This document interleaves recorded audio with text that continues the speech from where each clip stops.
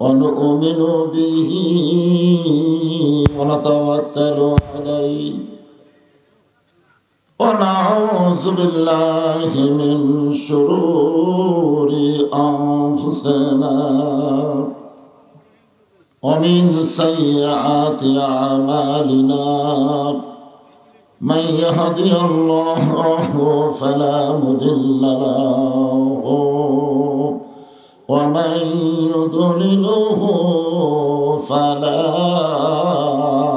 هادي له সকলে জবান খুলে বলেন আশহাদু আল্লা ইলাহা ইল্লাল্লাহু ওয়াহদাহু লা শারীকা লাহু ওয়া আশহাদু আন্না মুহাম্মাদান আবদুহু ওয়া রাসূলুহু الذي أرسل رسوله بالحق بشيرا ونذيرا وداعيا إلى الله بإذنه وسراجا منيرا فقد قال الله تعالى في كلامه المجيد والفرقان الحميد জবান খুলে সকলে পড়েন আউযু বিল্লাহি মিনাশ শাইতানির রাজিম বিসমিল্লাহির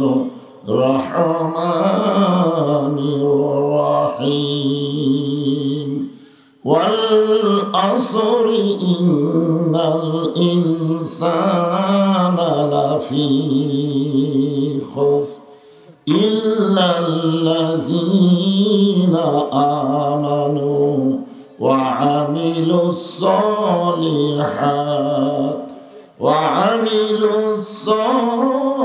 الصالحات وتواصوا بالحق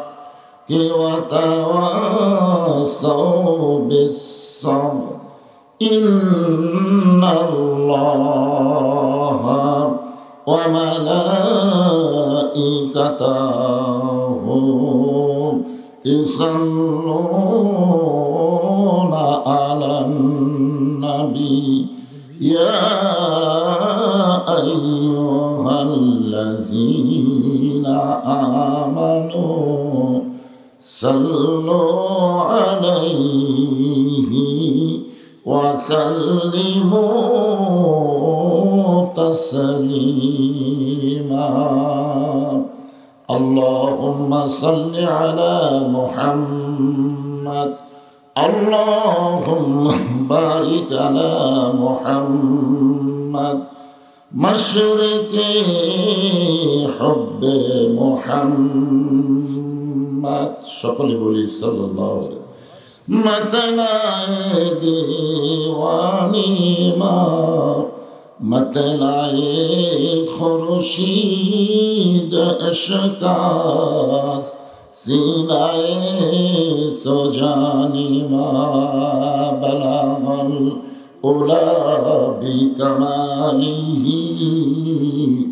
کشف الدجى بجماله حسنت جميع خصاله صلوا عليه وآله اللهم آمين জান্নাতের বাগান থেকে জান্নাতি মানুষদেরকে নিয়ে আমি গুনাহগার তোমার রহমতের দরজায়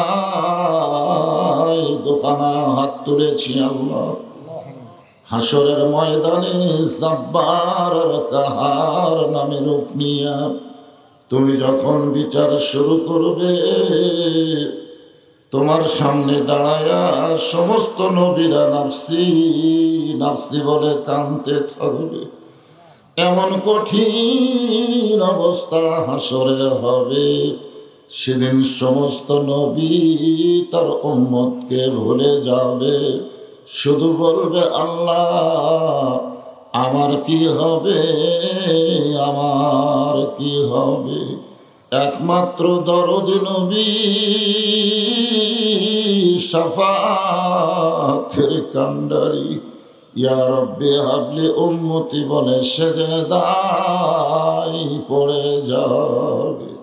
সেই কঠিন মুসিবতের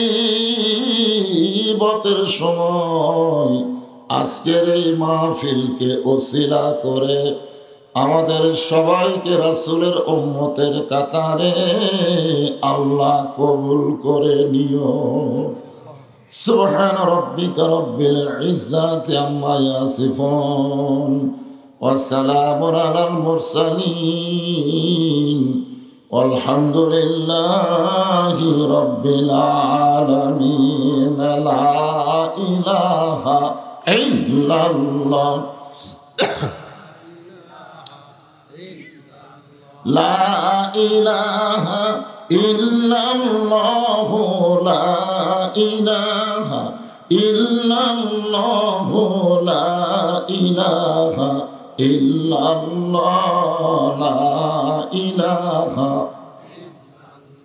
চাঁদ সূর্য যারা গ্রহ তারা আল্লাহ নামের পাগল পারা। চাঁদ সূর্য যারা গ্রহ তারা আল্লাহ নামের পাগল পারা। আমার আল্লাহ নামের এতই দয়া, আল্লাহ নামের এতই মায়া, লুকিয়ে রাখছেন হে আল্লাহ জোরে লা ইলাহা ইল্লাল্লাহ। এই কলেমা পড়তে কারো দ্বিধাদ্বন্দ্ব হচ্ছে?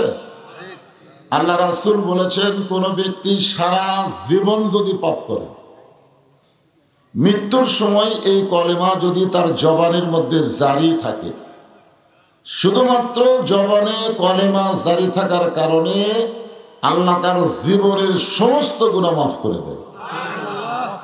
এটা তাহলে কত দামি, কত ওজনের কলেমা।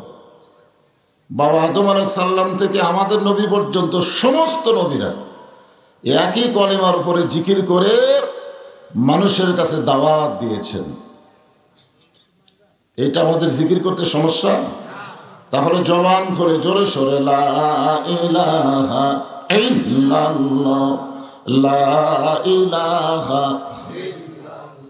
যার দিলে আছে আমার আল্লাহর ভয়, যার মনে আছে আল্লাহর ভয়, আল্লাহ আল্লাহ সব সময়।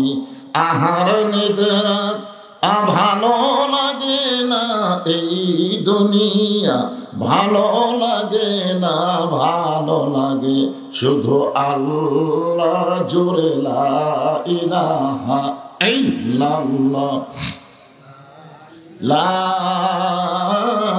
ইলাহা ইল্লাল্লাহ মুহাম্মাদুর রাসূলুল্লাহ। সকলে বলি সাল্লাল্লাহু আলাইহি ওয়াসাল্লাম।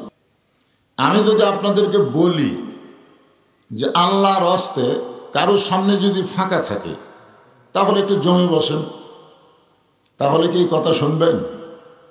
আমি কিন্তু আমার হস্তে বলি না, কার হস্তে বলছি? হ্যাঁ, আল্লাহর হস্তে বলার পরে যদি ফাঁকা থাকে আর আপনি যদি একটু না নড়েন তাহলে আপনার শরীরটা পাথরের মতন ভারী হয়ে যাবে। আগামীকাল থেকে নিজের শরীর টানতেই নিজের বিরক্ত লাগবে। অনেকে বলেন আমার শরীর ভারী হয়ে গেছে। এটা কখন বলে? কারণ আপনারা যেই মাহফিলে এসে বসেছেন এইটা হলো কোরআন কারিমের মাহফিল। আর কোরআনকে লক্ষ্য করে আল্লাহ বলেছেন অনুনাজ্জিলু মিনাল কোরআনি মা হুয়া শিফাউ ওয়া রাহমাতুল লিল মুমিনিন, যারা মুমিন হবে তাদের জন্য আল্লাহ তাআলা এই কোরআনকে রহমত স্বরূপ নাজিল করেছেন, রোগ মুক্তি শিফা স্বরূপ আল্লাহ নাজিল করেছেন। এজন্য অনেক ভাই এখনো রাস্তাঘাটে ঘুরতেছে, তো ওরা হয়তো আসে বসতে চায়, এই জন্য আগে থেকে আমরা রেডি হয়ে যাই নাকি কর, যদি ফাঁকা ফাঁকা থাকে আল্লাহ রাস্তায় জমে বসবেন। আমার সামনে যারা বসে আছেন, আমি আমার অন্তরের অন্তঃস্থল থেকে আপনাদের সবাইকে শুভেচ্ছা জ্ঞাপন করছি। সম্মানিত মা বোনেরা, পর্দার অন্তরালে বসে বসে যারা আলোচনা শুনতেছেন তাদেরকে শ্রদ্ধা জ্ঞাপন করে এই মুহূর্তে জানতে চাচ্ছি আপনারা সকলে কেমন আছেন? আলহামদুলিল্লাহি রাব্বিল আলামিন। যে আল্লাহ শারীরিক সুস্থতা, জি শারীরিক সুস্থতা এবং মানসিক প্রশান্তি, সুবহানাল্লাহ বলেন। গত বছর এই সময় আমাদের অনেকেরই শরীর সুস্থ ছিল, কিন্তু মনের মধ্যে প্রশান্তি ছিল না। প্রশান্তি বোঝেন আপনারা? মনের মধ্যে কেমন একটা ভয় হতো, না জানি কি হয়, না জানি কি হয়। আজরাইল ধরার আগে পুলিশ ধরার ভয়, ঠিক না? মনে হয় পুলিশ ধরবে, এরকম একটা ভয় থাকতো। সব লোকের না, আমার এলাকার কিছু কিছু লোক আছে, তারা বলতো যে আমরা সারাদিন ঘুরে বেড়াই, সারা রাত ঘুমাই, আমাদের কোনো টেনশন নেই। খোঁজলা দেখবেন এইরকম কথা যারা বলেছে তারা গোপনে গোপনে শয়তানের দল করেছে। ধরে কোন কথা ঠিক কিনা? কারণ শয়তানের দল যারা করে তাদের কোনো টেনশন নেই, কিন্তু আল্লাহর দল যারা করে স্বয়ং নবী পর্যন্ত টেনশনে ছিল। ধরে কোন কথা ঠিক কিনা? হ্যাঁ, আজকে কি আর এই অস্থিরতা আছে? নাই। 5ই আগস্টের পরে কিছু দিনের জন্য আল্লাহ তাআলা আমাদের অস্থিরতা থেকে মুক্ত করে দিয়েছেন। শরীরও ভালো, মনটাও ভালো, এরকম একটা অবস্থা আল্লাহ আমাদেরকে দান করার কারণে খুশি না বেজার? তাহলে জবান করে সমস্বরে সকলে বলবো, রব্বানা লাকাল হামদ হামদান কাসীরান তাইয়িবান মুবারাকান ফীহি। আমরা প্রশংসা করলাম কার? একটাবার কি চিন্তা করছেন যে আমরা আল্লাহর প্রশংসা করার পিছনে যেগুলো কারণ আছে, তার মধ্যে 1 নম্বর কারণ হলো রুহের জগৎ, দুনিয়ার জগৎ, আখেরাতের জগৎ। সর্বসাকল্যে কয় জগৎ? খেয়াল করতেছেন না? আমরা এখানে আসার আগে আর একটা জগতে ছিলাম, তার নাম কি? আলমে আরওয়াহ, রুহের জগৎ, ঠিক না? মায়ের পেটে ছিলাম, এটাও তো দুনিয়ার মধ্যেই। দুনিয়ার মধ্যে না হওয়ার মাও কি দুনিয়াতে না রুহে? দুনিয়ায়। তাহলে এটা দুনিয়ায় ধরা লাগবে। একটা জগতের নাম হলো আলমে আরওয়াহ, রুহের জগৎ। একটা জগৎ বর্তমানে অবস্থান করতেছি, আর একটা জগতে মন না চাইলেও ভামাকরক যাওয়া লাগবে। ধরে খান কথা ঠিক কিনা? মন চায় না, চায়। এই স্বাদের দুনিয়া ছেড়ে দেওয়ার মন চায়। হাসিনা যখন পলাচ্ছিল তখন দেখছেন ওরা 2 বোন হাঁটতেছে, আমি খেয়াল করে দেখলাম ভিডিওতে। শেখ রেহানা মাথা নিচু করে হাঁটতেছে, আর শেখ হাসিনা খালি চারিদিকে এভাবে তাকাচ্ছে। তাকানোর পিছনে গুনগুন করে একটা গান হয়েছে, আপনার বুঝবার পারেননি। আল্লাহ রাসূল বলেছেন, ইত্তাকু ফিরাসাতাল মুমিনিনা ফাইন্নাহু ইয়ানজুরু বিনূরিল্লাহ। মুমিনদেরকে আল্লাহ কতগুলো দৃষ্টি দিয়েছে, যে দৃষ্টিতে সব কিছু দেখাও যায়, বোঝাও যায়। এ ক্ষমতা আল্লাহ দিয়েছেন। দরকার কে দিয়েছেন? ওই সময় হাসিনা হয়তো একটা গান গাইছিল, দুঃখের গান। কতজনকে কত কি দিলাম, যাবার কালে এক সংসারও দেখা না পাইলাম। কি মনে করতেছেন এই দুনিয়া ছেড়ে যখন আমরা যাব, আমাদের সাথে কাউকে পাবো? এই জন্য খুব খেয়াল করবেন। আল্লাহর প্রশংসা করার কারণ হলো রুহের জগতে আল্লাহ আমাদের পক্ষে ছিলেন। কেমনে বুঝলেন? রুহের জগতে আল্লাহ আমাদের পক্ষে থাকার কারণ হলো দুনিয়ার জগতে আল্লাহ আমাদেরকে মুসলমানের ঘরে কবুল করেছেন। দুনিয়াতে মানুষ পাঠানোর দায়িত্ব কার? আল্লাহ যদি আমাদের হিন্দুর ঘরে পাঠাতো, মনে করে একটু চিন্তা করেন তো, যদি ইহুদি খ্রিস্টানদের ঘরে পাঠাতো আমাদের অবস্থা কি হতো? ভালো হতো? ভালো হতো না। কারণ আল্লাহ নিজেই বলেছেন, ওমান ইয়াবতাগি গায়রাল ইসলাম দীনান ফালান ইউকবালা মিনহু। আয়াতের বাংলা অর্থ হলো, ইসলাম ছাড়া অন্য কোনো জীবন ব্যবস্থা, ধর্ম কেউ যদি গ্রহণ করে, আল্লাহ বলেছেন কখনোই কখনোই তা কবুল করা হবে না। ইমাম মালিক রহমতুল্লাহ আলাইহি এক ছাত্র প্রশ্ন করলেন, হুজুর, পৃথিবীর ভিতরে সর্বশ্রেষ্ঠ ধর্মের নাম কি? একটা ছাত্র হুজুরকে প্রশ্ন করলো যে, হুজুর, পৃথিবীর মধ্যে সর্বশ্রেষ্ঠ ধর্মের নাম কি? উনি উত্তরে বললেন, এরকম প্রশ্ন করা হলো কবিরা গুনাহ। কি গুনাহ? উত্তর দেওয়ার আগে প্রশ্ন করা সম্পর্কে বললেন, এরকম প্রশ্ন করাই হলো কবিরা গুনাহ। তো ছাত্র তো হতভম্ব হয়ে গেল। কারণ হলো একটাই মাত্র ধর্ম, তার নাম হলো ইসলাম। ইসলাম ছাড়া কোনো ধর্মই নাই। তাহলে আবার শ্রেষ্ঠ হওয়ার কথা আসে কেন? চার তরকারির মধ্যে কোন তরকারি ভালো? ঠিক কিনা বলেন? কয় তরকারি? চার তরকারি। গোস্তের তরকারি, দেশি মুরগির তরকারি, মাছের তরকারি, ডাল ঘাঁটি। এই চারটার মধ্যে ভালো কোনটা? এরকম মানুষ বলে না? তো বহু ধর্মের মধ্যে ভালো ধর্ম কোনটা? আসলে ধর্ম তো একটাই, ইন্নাদ দীনা ইনদাল্লাহিল ইসলাম। আল্লাহ দয়া করে, রহম করে এই মুসলমানের ঘরে আমাদেরকে কবুল করেছেন। খুশি না বেজার? আছেন আমার মুক্তার, আছেন আমার ব্যারিস্টার, সেই বিচারের হাইকোর্টেতে তিনি আমায় করবেন পার। আমি পাপী রাসূল জাবিন্দার। হাসিনার আদালতে আমরা জেল খাটছি। কার আদালত? বাংলাদেশে কিন্তু জজ কোর্ট, হাইকোর্ট, সুপ্রিম কোর্ট এগুলো সবই হলো হাসিনার কোর্ট। ধরে এখন কার কোর্ট? কথা কন না কেন? 15.5 বছর হাসিনার কোর্ট। এই কোর্টের মধ্যে উকিল যেন কিছু করতে পারেনি। হ্যাঁ, উকিলেরা যতই জেরা করুক, কাম হয়নি। কিন্তু আল্লাহর কোর্ট যখন বসবে, ওই সময় আল্লাহ হাকিম হবে, আমরা আসামি হব। আর আমাদের নবী উকিল হয়ে, ব্যারিস্টার হয়ে আমাদের পক্ষে ওকালতি করে আমাদেরকে জামিন করে জান্নাতে পৌঁছায় দিবে। এমন নবীর উম্মত হওয়াতে খুশি না বেজার? মাশাআল্লাহ। এখন যদি আপনাদের প্রশ্ন করি, আমাদের নবী কি শুধুই নবী? বিশ্ব নবী? আরে, কবরে যখন প্রশ্ন করা হবে, আমার নাবিউকা, তোমার নবী কে? আমি প্রায় 13-14টা তাফসীর দেখলাম। এর উত্তরে এই প্রশ্নের মধ্যে কিন্তু মুনকির নাকির বলবে যে তোমার নেতাকে। শুধু নবী না, তোমার নবী এবং নেতাকে। আপনি যদি বলেন আমার নবী হলেন মোহাম্মদ রাসূলুল্লাহ আর নেতা হলো শেখ মুজিবুর, আমার নবী হলো মোহাম্মদ রাসূলুল্লাহ, নেতা হলো জিয়াউর রহমান, 5 যা বাড়ি খাওয়া খাবে, বুঝলেন? এই জন্যে দরুদের মধ্যে কিন্তু আমরা পড়লাম আল্লাহুম্মা সাল্লি আলা সাইয়্যিদিনা।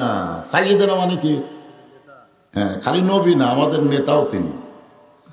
আল্লাহ এই কারণে বললেন, লাকাদ কানা লাকুম ফি রাসূলিল্লাহি উসওয়াতুন হাসানাহ। সফলতা যদি অর্জন করতে চাও, দুনিয়ার সমস্ত নেতার সামসাগিরি বাদ দিয়ে মোহাম্মদ রাসূলকে তোমাদের আদর্শের নেতা হিসাবে গ্রহণ করে না। যেই নবীর সুপারিশে জান্নাতে যাবেন, সেই নবীকে নেতা হিসাবে গ্রহণ করতে আপত্তি আছে? তাহলে আমার নেতা, তোমার নেতা সকলেই জবান খুলে বলবেন, যাই বলবেন না, আল্লাহ মরার আগে আর জবান জান বন্ধ হয়ে যায়, গলা খাকারে দেন। আমার নেতা, তোমার নেতা। আচ্ছা বলেন তো, এটা একটা হলো এতগুলো মানুষের, এ তো মেম্বার মার্কা স্লোগান হলো বলে, আর সাথে জোরে পারবেন না। এই একটা স্লোগানে হয়তো নবী আমাদেরকে সুপারিশ করে জান্নাতে নিয়ে যাবেন। কি বুঝতেছেন? পারে না। আওয়াত্তাউ ইলাইহি ওয়াসিলা, যে কোনো একটা ওসিলাই তো আল্লাহ আমাকে জান্নাত দেবে। তো নবীর পক্ষে একটা স্লোগান দিয়ে দেন। এ কথা কি আমার নিজের না আল্লাহর কোরআনের? আল্লাহ কোরআনে বলেছেন ওয়াইন্নাকা লাআলা খুলুকিন আযীম। আযীম শব্দের অর্থ জানেন? এটা আলেম সাহেব বুঝবেন, সেটা দিবেন। আল্লাহ বলেছেন আযীম, আমার নবীকে মহান বলেছেন স্বয়ং আল্লাহ। ধরে গান সুবহানাল্লাহ। আর সেই ছবির নবীর স্লোগান প্যান ফেনা, গলা ছেড়ে দেওয়া লাগবে। আমার নেতা তোমার নেতা। এবারে মোটামুটি একটু হয়েছে, আলহামদুলিল্লাহ। আল্লাহর প্রশংসা করার কারণ হলো আমরা যে কোরআন থেকে তাফসীর শুনবো, আলোচনা শুনবো, এই কোরআনের মধ্যে কোনো সন্দেহ, যাই বললেন না তার খবর কি? আর একবার চান্স নেন।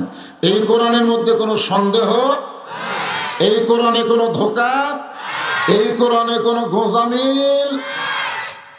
এখন আপনারা বলেন তো, ৭২ সালের যে সংবিধান, যে সংবিধান অনুযায়ী আমাদের বাংলাদেশের কিছু কিছু লোক চলবার চাচ্ছে, আপনারা বলেন তো এই সংবিধানে সন্দেহ নাই? তো জোরে কর না কেন? সংবিধানে সন্দেহ, গোঁজামিল, ধোঁকা। তাহলে কোনটা মানবেন? ৭২ সালেরটা মানবেন না আল্লাহর কোরআন অনুযায়ী চলবেন? মাশাআল্লাহ। বর্তমান যে আইন দিয়ে আমাদের বাংলাদেশ চলতেছে, এই আইনের মধ্যে সন্দেহ নাই? সন্দেহ নাই? আমাদের বাংলাদেশ যে আইন দিয়ে চলতেছে, এই আইন দিয়ে চলতেছে, তাহলে হুহা করেন না কেন? বর্তমান যে আইন দিয়ে বাংলাদেশ চলতেছে, এই আইনের মধ্যে সন্দেহ, ধোঁকা, গোঁজামিল। তাহলে কোনটা ধরবেন? যার মধ্যে ধোঁকা আছে, সন্দেহ আছে, গোঁজামিল আছে, সেটা ধরবেন? মাশাআল্লাহ। এমন একটা নির্ভেজাল কিতাব আল্লাহ আমাদেরকে দান করেছেন, সবার জন্য না, হুদাল্লিল মুত্তাকিন, কেবলমাত্র যারা মুত্তাকি তাদের জন্য আল্লাহর এই কোরআন হেদায়েত দিবে। কারণ কোরআন শুনেছে আবু জেহেল, কোরআন শুনেছে আবু বকর, দুইজনই শুনছে। একজন সামনে বসে শুনছে, আর একজন চোরের মতন চুপি চুপি শুনছে। আবু বকর নবীর সামনে বসে কোরআন তেলাওয়াত শুনছে, আর আবু জেহেল পিছন থেকে ঘরের বাহির থেকে শুনছে। সকালবেলা গিয়ে মিটিংয়ের মধ্যে বলতেছে, এত সুন্দর কোরআনের বাণী, রাতটা কোন দিক দিয়ে গেল আমি বুঝবারই পারিনি। সুবহানাল্লাহ করেন না কেন? আপনারা বলেন তো, আবু জেহেল কি কোরআনের বিরুদ্ধে কইছে? এত সুন্দর কোরআনের বাণী, রাতটা কোন দিক দিয়ে গেল বুঝবারই পারিনি। আবু সুফিয়ান বলে, নেতা, যেই কোরআন শুনতে এত ভালো লাগে, রাত কোন দিক দিয়ে যায় বোঝা যায় না, সেই কোরআন ধরলে অসুবিধা কি? না শুনলেই যদি এত মজা হয়, তাহলে ধরলে ভালো না খারাপ? পারবেন? এটা ধরবার গেলে ঠেলা আছে। এখন যদি বলে ভাই আসেন তো কোরআনটা ধরেন, সবাই চিন্তা করবে।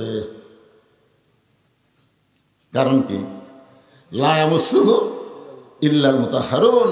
ততক্ষণ পর্যন্ত কোরআন ধরা তো দূরের কথা, স্পর্শই করতে পারবা না যতক্ষণ পর্যন্ত তুমি পবিত্র না হবা। তাহলে যেই কোরআন ধরতে গেলে পবিত্র হতে হয়, সেই কোরআনের মধ্যে কি আছে বাংলার জনগণ দেখার দরকার আছে না নাই? এই জন্য এখন যদি আমি বলি সব দেখা হলো শেষ, আগামীতে দেখব কোরআনের, সবাই বললেন না, কারণ ঠেলা আছে। যে ঠেলা নাই, কোন আছে না নাই? কি ঠেলা আছে? আমি সূরা আসর দিয়ে আপনাদের আসর করে দেব। হুজুর ছেলেটার উপর জিনের আসর আছে, পরীর আসর আছে। আজকে যে সূরার তাফসীর হবে, এই সূরাটার নাম হলো আসর। নাম কি? আসর শব্দের অর্থ হলো সময়। বর্তমান সময় কেমন চলতেছে আপনাদের এই এলাকায়? সময় কেমন? খুব ভালো। ছোট্ট একটা বাচ্চা কান্দে, আমার কয় হুজুর দোয়া পড়ে দেন তো। আমি দোয়া ফুঁ দিলাম, কান্না থামে না। বলে হুজুর পানি পড়া দেন, পানি পড়া দিলাম, খিলাইছে, তাও কান্না থামে না। ছেলের মা বলতেছে বর্তমান সময়ে দোয়া দরুদের দান নেই, দোয়া দরুদ দিয়ে কাম হচ্ছে না। এই সময়ে দোয়া দরুদ দিয়ে ফোঁফা দিয়ে আর কান্না থামতেছে না। মনটা খুবই খারাপ হলো। এই সময় কি দোয়া দরুদ চলবি না? কিছুদিন পরে মাকে দেখায় জিজ্ঞেস করলাম, মা তোমার সন্তানের খবর কি, এখনো কান্দে নাকি? কয় না হুজুর আর কান্দে না। তো কান্না থামলো কেমনি, কোন দোয়ায়? বলার বাপ একটা মোবাইল কিনছে, যখনই কান্দে তখনই চালু করে দেয়, আর কান্দে না। এমনকি আমার সন্তান মোবাইল ছাড়া ভাতই খায় না। আপনারা বলেন তো, যে সময় শিশু বাচ্চারা মোবাইলের খেলা থেকে কান্না বন্ধ হয়, মোবাইল ছাড়া ভাত খায় না, এই সময় খুবই ভালো চলতেছে। এই সময়ের শপথ করেছেন আল্লাহ। সময় অত্যন্ত গুরুত্বপূর্ণ একটা বিষয়। হাসিনার সময় শেষ, ইউনূসের সময় চলতেছে। দরকার কথা ঠিক কিনা? আগামীতে কে যে সময়ে, আরে ইউনূস নবীরে খাইল মাছেতে গিলিয়া, ফেরেশতা পাঠাইলেন আল্লাহ ইসমে আজম দিয়া, দমে দমে সে হরদম পড়ে সে ইসমে আজম, উদর হইতে বাঁচাইলা প্রাণ। সবাই বলেন আল্লাহু আল্লাহু, তুমি জানলে জালালুহু, শেষ করা তো যাই না গে তোমার গুণগান। ইউনূস বসার পর থেকেই ভারত আমাদের বাংলাদেশের উপরে খুবই খেপে গেছে। ধরে কোন কথা ঠিক কিনা? ভারতের একজন উগ্রপন্থী নেতা বলেই দিয়েছে যে বাংলাদেশকে গিলতে, বাংলাদেশকে খাইতে আমাদের 15 দিনের বেশি সময় লাগবে না। 3 দিকে ভারত, একদিকে সাগর, পলানোর কোনো রাস্তা নাই। আপনারা বলেন তো, ইউনূস নবীকে কে কি গিলিছিল? হজম করে পারছে? তো বর্তমান সময় কে বসে আছে? ভারত। হিসাব করে কথা বলা দরকার। লোকটার বয়স বেশি, কাজ হলো ধীর গতি। ধরে কোন কি গতি? বয়স বেশি হলে মানুষের কাজ কি তাড়াতাড়ি হয় না, আস্তে আস্তে হয়? তা আপনার বলেন তো, ইউনূস সাহেবের বয়স কত? 83-84 বছর বয়সের একটা বুড়া মানুষের কাছে আপনি তড়িৎ গতিতে কাজ চালাতে হবে না, ধীরে ধীরে কাজ হবে। যেমন 32-36 হয়ে গেছে, প্রত্যেকটা বড় নেতার বাড়ি ভাঙ্গা চুরমার হচ্ছে। ধরে কথা ঠিক কিনা? কাজ হচ্ছে কি হচ্ছে না? এ গত পরশুদিন সেনাপ্রধান যে বক্তব্য দিছে, আজকে আবার লরম লাগতেছে। কারণ কি? তুই তো জানিস না বাজান, গোটা পৃথিবীর ভিতরে ইউনূসের মতো নোবেল প্রাইজ পাওয়া কোন দেশের ক্ষমতার চেয়ারে কেউ নাই। জোরে কোন কথা ঠিক কথা বলেন না কেন? তাহলে মোটামুটি সময় কেমন চলতেছে? আল্লাহ সময়ের শপথ করলেন। এখন আমার সময় দিয়ে আমি কথা বলি। মিশে মায়াই বন্দি থাইকা করলাম কত খেলা, পশ্চিমে তাকায় দেখো তোমার ডুইবা গেছে বেলা, এক পলকের নাই ভরসা, মিশে সকল আশা, কখন বুঝি দারুণ ঝড়ে ভাঙবে তোমার বাসা। আল্লাহ তাআলা আসরের শপথ করে বললেন, ইন্নাল ইনসানা লাফি খুসর। ইন্না মানে নিশ্চয়, সবাই মনোযোগ দিয়ে শুনবে। ইন্না মানে নিশ্চয়, ইনসান মানে মানুষ, লাফি মানে ভিতরে, খুসরুন মানে ক্ষতি। নিশ্চয় মানুষগুলো ক্ষতির ভিতরে। এখন বলেন তো, মানুষকে আল্লাহ ভালোবাসে কম না বেশি? কেমনে বুঝলেন? সূরা 3 পড়ে দেখেন, আল্লাহ তাআলা এই মানুষের কথা বলতে গিয়ে 4টা শপথ করছে। যেরকম কয়টা? 4টা শপথ করছে। ওয়াতিন ওয়াজাইতুন ওয়াতুরি সিনিন ওয়াহাযাল বালাদিল আমিন। এক একে কয়টা শপথ করলো? 4টা শপথ করে আল্লাহ বললেন, লাকাদ খালাকনাল ইনসানা ফি আহসানি তাকবীর। সূরা আসরের তাফসীর শুনতে গেলে আপনাদের সবাইকে গুনগুন করে একটা গান গাওয়া লাগবে, না পারলে হো হো করবেন, অসুবিধা নেই। সভাপতি সাহেব আপনিও করবেন। আদর করে মানুষ আল্লাহ বানায়া কেমনি দিবেন ক্ষতির মধ্যে ফেলিয়া। এখন তো একবার শোনার পর একটু মনে হলো না, তাহলে এবার একটু বলেন। দেখেন তাফসীর খাক কয় কিভাবে আমাদেরকে আল্লাহ জান্নাত দিবে। এই জিনিসগুলো আজকে আপনাকে সরাসরি দেখাবো ইনশাআল্লাহ। সবাই বলেন, আদর করে মানুষ আল্লাহ বানায়া কেমনি দিবেন জাহান্নামে ফেলিয়া। হিসাব করে দেখেন তো আমরা জাহান্নামে যাব না? কারণ আমি হিসাব করে দেখছি বর্তমানে গোটা পৃথিবীতে 700 কোটি মানুষ আছে। কম পক্ষে কত কোটি? 700 কোটি মানুষ। তার মধ্যে 200 কোটি হলো মুসলমান আর 500 কোটি হলো বেঈমান। 700 কোটির মধ্যে মুসলমানের সংখ্যা কত? 200 কোটি আর 500 কোটি হলো কাফের, ইহুদি, খ্রিস্টান, হিন্দু, এরা হলো 500 কোটি। আপনারা বলেন তো বেহেশত কয়টা? 8টা। ধরে কোন বেহেশত কয়টা? মুসলমানের সংখ্যা কত? 200 কোটি।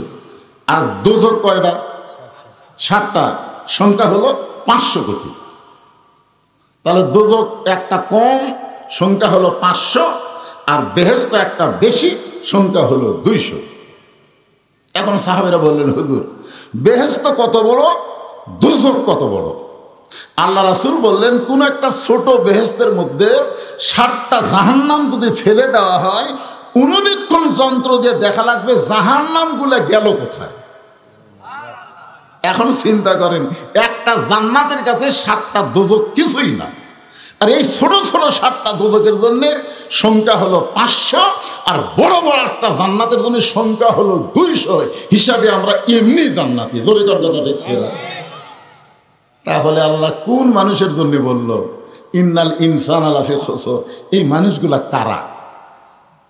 এখন আমাদের বাছাই করার দরকার আছে না? দরকার আছে না? আল্লাহ বললেন, বাছাই যদি করতে চাও তাহলে শোনো, আমানু ওয়া আমিলুস সলিহাতি ওয়া তাওয়াসাউ বিল হক ওয়া তাওয়াসাউ বিস সবর। সবাই মনোযোগ দিয়ে শুনবেন। এই 4টা, ধরে কোন কয়টা? এই 4টা কাজের মধ্যে যদি আমরা থাকি তাহলে আমরা ক্ষতির মধ্যে পড়ব না। বিনা হিসাবে আল্লাহ আমাদেরকে জান্নাত দিয়ে দিবে। আপনারা কি 2-4 বছর দোজখ খাটা জান্নাতে যাওয়ার চাচ্ছেন? 2-1 আমাকে বলে, হুজুর আল্লাহ না হয় 2-4 বছর দোজখ খাটাবি, তারপরে কি ব্যস্ত দিবি না? আমি বললাম, দিবে ভাই। আলহামদুলিল্লাহ। যাক, দেখছেন 2-4 বছর জাহান্নামত থাকে তারপরে জান্নাতে যাবি, কত বড় সাহস! আপনার বলেন তো, দুনিয়ার যে আগুন জাহান্নামের আগুনের চাইতে পাওয়ার কম না বেশি? জাহান্নামের আগুনকে আল্লাহ পানির মধ্যে 70 বার চুবড়াইয়া চুবড়াইয়া আগুনের পাওয়ার কমাইয়া তারপরে সেইটা দুনিয়াতে দিচ্ছে। সেই দুনিয়ার জ্বলন্ত আগুনে 5 মিনিট হাত দিয়ে থাকার মরদ কি আছে? দেখ হাতরন্ত। তাহলে এই নর্মাল আগুনের মধ্যে যদি 5 মিনিট আপনি হাত দিয়ে থাকতে না পারেন, তাহলে জাহান্নামের আগুনে 2-4 বছর আপনি থাকবেন। এই কথা আপনার মনে আসতেছে কেমনে? আচ্ছা ঠিক আছে, আল্লাহ আমাকে জান্নাত দিবে, যদি আল্লাহ হিসাব চায়। আপনার বলেন তো, হিসাব দিয়ে জান্নাতে যাওয়ার মতো মরদকে? তাহলে আমরা কি বলবো? জান্নাত তো চাই চাই, আল্লাহ তোমার কাছে আমরা বিনা হিসাবে জান্নাত চাই। জোরে বলেন আমিন। বিনা হিসাবে জান্নাতে যাওয়া যায় কি না যায়, একটু আলোচনাটা মনোযোগ দিয়ে আপনাদের শোনা লাগবে। এখানে 4টা বিষয় আলোচনা হবে। জোরে বলেন কয়টা? ছোট ছোট বাচ্চারা ভালোই হুঁকারি ধরতে চায়, মাশাআল্লাহ। তোমরাই তো দেশের ভবিষ্যৎ। বিএনপিরা যখন খালি কয় ঈদের পরে আন্দোলন হবে, খালি কয় ঈদের পর। আমরা মনে করছিলাম এদের ঈদ আর শেষ হবে না। জামাত ইসলাম যখন ঘরোয়া মিটিং অনলাইনে কথাবার্তা বলা শুরু করেছিল, আমরা সবাই মনে করেছিলাম হাসিনাকে নামানোর মতন কোনো মরদ নাই। জোরে কথা ঠিক কিনা? হাসিনা যখন বললো দেশ আমার বাপের, এদেশ আমার, কিন্তু মাশাআল্লাহ এই যে ছোট ছোট বাচ্চারা, কলিজার টুকরারা, ছাত্র জনতা এমন ভাবে বাতিলের বিরুদ্ধে হকের পক্ষে দাঁড়ায় গেল, জীবন দিয়ে দিয়ে বাংলাদেশকে তারা ফ্যাসিস্ট মুক্ত করলো। জোরে কথা ঠিক কিনা? কথা বলেন। কি দোয়া করবেন এদের জন্য? এদের কলিজার টুকরা যুবকদের দেখলে আমার প্রাণ ভরা যায়। বুড়াকের দিন শেষ, যুবকদের বাংলাদেশ। জোরে কথা ঠিক কিনা? হ্যাঁ, যুবকদেরই তো বাংলাদেশ। যুবকের একটু মনোযোগ দিয়ে শোনো বাজান, এ আজকের দিনই মনে হয় ওয়াজের শেষ দিন, আগামীকাল থেকে তারাবি শুরু হবে। ধরে কোন কথা ঠিক কিনা? আল্লাহ কোরআনে বলেছেন কুতিবা আলাইকুমুস সিয়াম কামা কুতিবা আলাল লাযিনা মিন ক্বাবলিকুম লাআল্লাকুম তাত্তাকুন। আমি পরে আলোচনা করব এটা। চারটা বিষয়ের মধ্যে এক নম্বর হলো ঈমান। এক নম্বর হলো ঈমান। ধরে বলে এক নম্বর কি? ঈমান যদি না থাকে কোনো আমল আল্লাহর দরবারে কবুল হবে না। যেমন নবীর চাচা আবু তালেব। আপনারা বলেন তো, নবীর চাচা আবু তালেব মানুষটা কেমন ছিল? মোটামুটি খুবই ভালো ছিল। আল্লাহ রাসূল নিজেই বলেছেন যে মায়ের পেটে থাকতে আমি এতিম হয়েছি, কিন্তু দুনিয়াতে আসার পরে আমি এতিম ছিলাম না। সাহাবীরা বললেন, হুজুর মায়ের পেটে আপনি এতিম ছিলেন আর দুনিয়াতে আসার পরে এতিম ছিলেন না, এটা কেমন কথা? রাসূল বললেন, ভাগ্য করে এমন একটা চাচা পাইছিলাম যেই চাচা আমাকে এমনভাবে আদর সোহাগ করেছে, আমার যে বাবা নাই এটা আমি বুঝতেই পারিনি। অথচ এই মানুষটা ঈমান না থাকার কারণে জাহান্নামী হবে। চিন্তা করছেন? তাহলে এক নম্বর কি লাগবে? ঈমান। জোরে বলেন কি? এই ঈমানটা রাসূল বলেছেন ইকরার বিল লিসান, তাসদীক বিল জানান, আমল বিল আরকান। জবানে বলতে হবে লা ইলাহা ইল্লাল্লাহ, শুধু জবানের মধ্যে রাখলে হবে না, ওটা কলিজার মধ্যে জায়গা দেওয়া লাগবে। কলিজার মধ্যে যখন ঈমান যাবে ওই ছেলেটা আবু সাঈদ হবে। কলিজার মধ্যে যখন ঈমান যাবে ওই মানুষটা মৃত্যুকে পরোয়া করবে না, ঈমানটাকে রক্ষা করার জন্য হকের পক্ষে জীবন দেওয়ার জন্য দাঁড়িয়ে যাবে। জোরে করে কথা ঠিক কথা বলেন। তাসদীক বিল জানান। উকিল এসে বলতেছে কাশেম আলীকে, মীর কাশেম আলীকে, স্যার আজকে রাত 12টায় আপনার ফাঁসি হবে। মীর কাশেম আলী বলতেছে, উকিল এখন কয়টা বাজে? তাই রাত 9:30।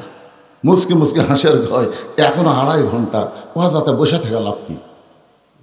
আমি 2 ঘন্টা ঘুম পাড়ি, যদি সে এত না পাই তুমি আমার ডাক দিও। উকিল কয় মানুষ না পাগল রে, 2.5 ঘন্টা পর তার ফাঁসি হবি, তাই বলে 2 ঘন্টা ঘুম পাড়বি? মানে মৃত্যু কোনো পরোয়াই করতেছে না। উকিল মনে করতেছে ফাঁসির চিন্তায় হয়তো লোকটা পাগল হয়ে গেছে, মন খারাপ করে কন্ডেম সেল থেকে বের হয়ে গেছে। রাত যখন 11:30 বাজে আইসা দেখে মীর কাশেম আলী সাহেব নাক দেখে ঘুম পাড়তেছে। উকিল কয় 8 ঘন্টা পর ফাঁসি হবে, আর এইভাবে ঘুম পাড়ে। পায়ের বুড়া আঙ্গুল লড়াইছে, লাভ দুটো বলতেছে, কে ভাই 12টা বাজছে? না স্যার এখন 8 ঘন্টা আছে। আলহামদুলিল্লাহ। ওযু করে 2 রাকাত সালাতুশ শুকর, আল্লাহর শুকরিয়া তান 2 রাকাত নামাজ পড়ে সূরা মুলক আর মুজাম্মিল তেলাওয়াত করে, সুন্দর পাঞ্জাবি যেটা জেলের মধ্যে ছিল ওইটা পরে চিরুনি দিয়ে মাথা হাসরায় বলতেছে, উকিল আমারে কেমন লাগতেছে? উকিল কান্দার বলে, স্যার আপনার ফাঁসি হবে।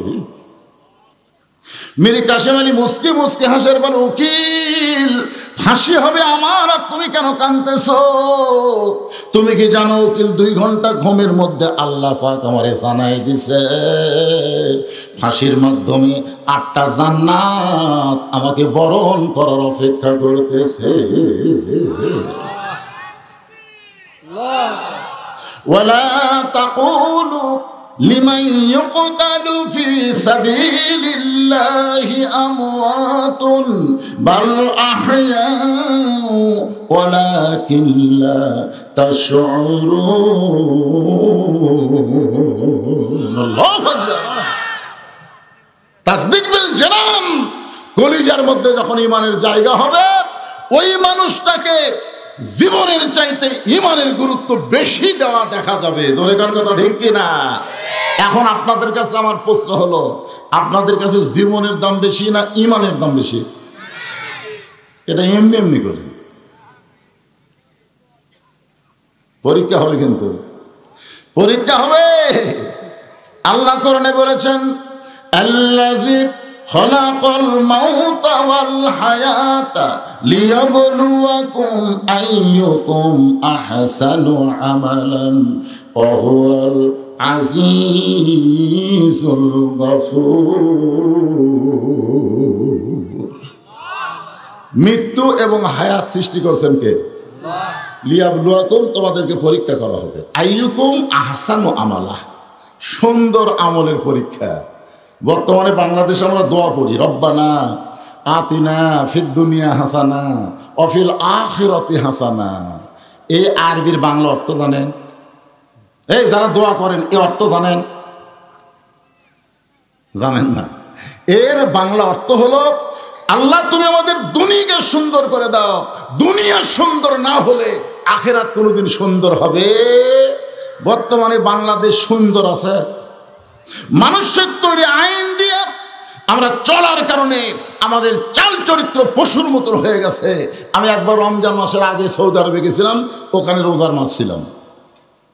যে রমজানের চাঁদ উঠল, ঘোষণা হয়ে গেল কোরআন নাজিলের মাস, আল্লাহ আবার আমাদেরকে দিয়ে দিলেন নিয়ামত স্বরূপ রহমত মাগফিরাত নাজাতের মাসের কারণে প্রত্যেকটা খাদ্য দ্রব্য, প্রয়োজনীয় দ্রব্য, তাদের দাম যা ছিল তার অর্ধেক করে দেওয়া হলো। যার দাম ছিল 10 টাকা, দাম হয়ে গেল 5 টাকা। দেখছেন কোরআনের চাঁদ উঠছে, দাম হয়ে গেছে অর্ধেক। সৌদি আরবে পুরোপুরি কোরআনের আইন নাই, মোটামুটি একটু আছে। আর সেইটা থাকার কারণে প্রত্যেকটা নিত্য প্রয়োজন জিনিসের দাম যদি রমজান মাসের সিলাই অর্ধেক হয়ে যায়, আর আমাকে চাঁদ ওঠার সাথে সাথে, তার মানে কি বুঝতেছেন? রব্বানা আতিনা ফিদ দুনিয়া হাসানা, এই দুনিয়াকে সুন্দর করতে গেলে মানুষের তৈরি সংবিধান, মানুষের তৈরি আইন চলবে না, একমাত্র আল্লাহর কোরআনের আইন চালু করতে হবে। জোরে বলেন কথা ঠিক না? আইয়ুকুম আহসানু আমালা, সুন্দর আমল করতে গেলে সুন্দর একটা পরিবেশ লাগবে। সুন্দর একটা পরিবেশ যদি তৈরি করতে চান, সুন্দর একটা সমাজ লাগবে। সুন্দর একটা সমাজ যদি তৈরি করতে চান, তাহলে সুন্দর একটা রাষ্ট্র লাগবে। সুন্দর একটা রাষ্ট্র যদি তৈরি করতে চান, তাহলে সুন্দর একটা সংবিধান লাগবে। আমার হাতের দিকে তাকায় দেখেন, দেখতেছেন? দেখলেও সব আছে। আজকে দেখলাম এক বক্তা ওয়াজ করতেছে, কাবা শরীফের দিকে তাকাইলেই গুনাহ মাফ। কাবা শরীফের দিকে তাকাইলে গুনাহ মাফ না, আল্লাহর কোরআনের দিকে মহব্বত করে তাকালে আল্লাহ তাকে মাফ করে দিবে। সুবহানাল্লাহ বলেন। কারণ কাবার কোনো পাওয়ার নাই, কাবার দিকে তাকালে গুনাহ মাফ কেমনে হবে? মদিনা থেকে যখন রাসূল মক্কা বিজয়ের পরে মক্কায় আসলেন, কাবা ঘরের দরজা খুলে দেখে কাবা ঘরের মধ্যে 360টা মূর্তি কাফেরা ঢুকাই দিছে। এখান থেকে বোঝা গেল কাবা আল্লাহর ঘর হতে পারে, কিন্তু আল্লাহ নিরাপত্তার দায়িত্ব নেয় নাই। আর কোরআন আল্লাহর বাণী, নিরাপত্তার দায়িত্ব আল্লাহ নিজে নিয়েছে। ধরে কোন কথা ঠিক না? ইন্না নাহনু নাযালনা যিকরা ওয়া ইন্না লাহু লাহাফিজুন। কি এজন্য সবাই তাকায় দেখেন তো, চোখ টলটল করতেছে, দেখেন এই মালটা কি দেখেন। সুবহানাল্লাহ। আরে কোরআনের মাহফিলে আসি, কোরআনের ওয়াজ শুনি, পরের দিন আবাদ পদুর গল্প করি। এই বছরে কোন বক্তার ওয়াজ সাটলো ভালো, কোন বক্তা কেমন ওয়াজ করলো, হায় কে সাটালো, কে কেমন করলো, কে টান কিভাবে দিল, এই গল্প চলবি না। আগামীকাল গল্প হবে আমরা বাংলার জমিনে জীবন থাকা অবস্থায় কোরআনের বিজয় দেখতে চাই। রাসূল বলেছেন, মান সাআলাল্লাহু তাআলা আশ-শাহাদাতা বিসিদকিন বাল্লাগাহুল্লাহু মানাজিলাশ শুহাদা ওয়া ইমাতা আলা ফিরাশিহি, রাওয়াহুল বুখারী কিতাবুল মাগাজি।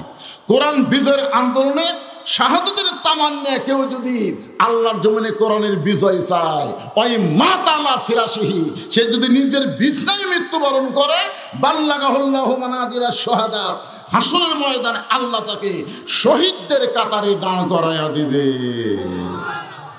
এই জন্য একটা স্লোগান দিয়ে আবার আসরের আলোচনা শুরু হবে। বিরক্ত হচ্ছেন? আল কোরআনের আলো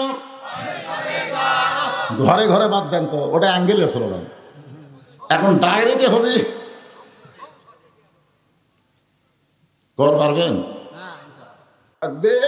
ওই ব্যক্তির কাছে জীবনের চাইতে ইমানের গুরুত্ব বেশি হবে। এরপরে রাসূল বললেন, আমল বিল আরকান, ইমানের ব্যাখ্যা হচ্ছে সূরা আসরের কয় বিষয়, তার মধ্যে ইমানের ব্যাখ্যা হচ্ছে আমল বিল আরকান। ইমান অনুযায়ী আমল করা লাগবে। সূরা আসরের 2 নম্বর বিষয় হলো আমিলুস সলিহা, নেক আমল করো। আপনার বলেন তো, ঈমান গ্রহণ করার পরে আল্লাহ কর্তৃক যত আমল আমাদেরকে দিয়েছেন তার মধ্যে সর্বশ্রেষ্ঠ আমলের নাম কি? সবাই এক বাক্যে বলা লাগবে, নাম কি? আরো জোরে, জোরসে বলুন। সাবেক প্রধানমন্ত্রী হাসিনা কিন্তু 560টা মডেল মসজিদ বানাচ্ছে।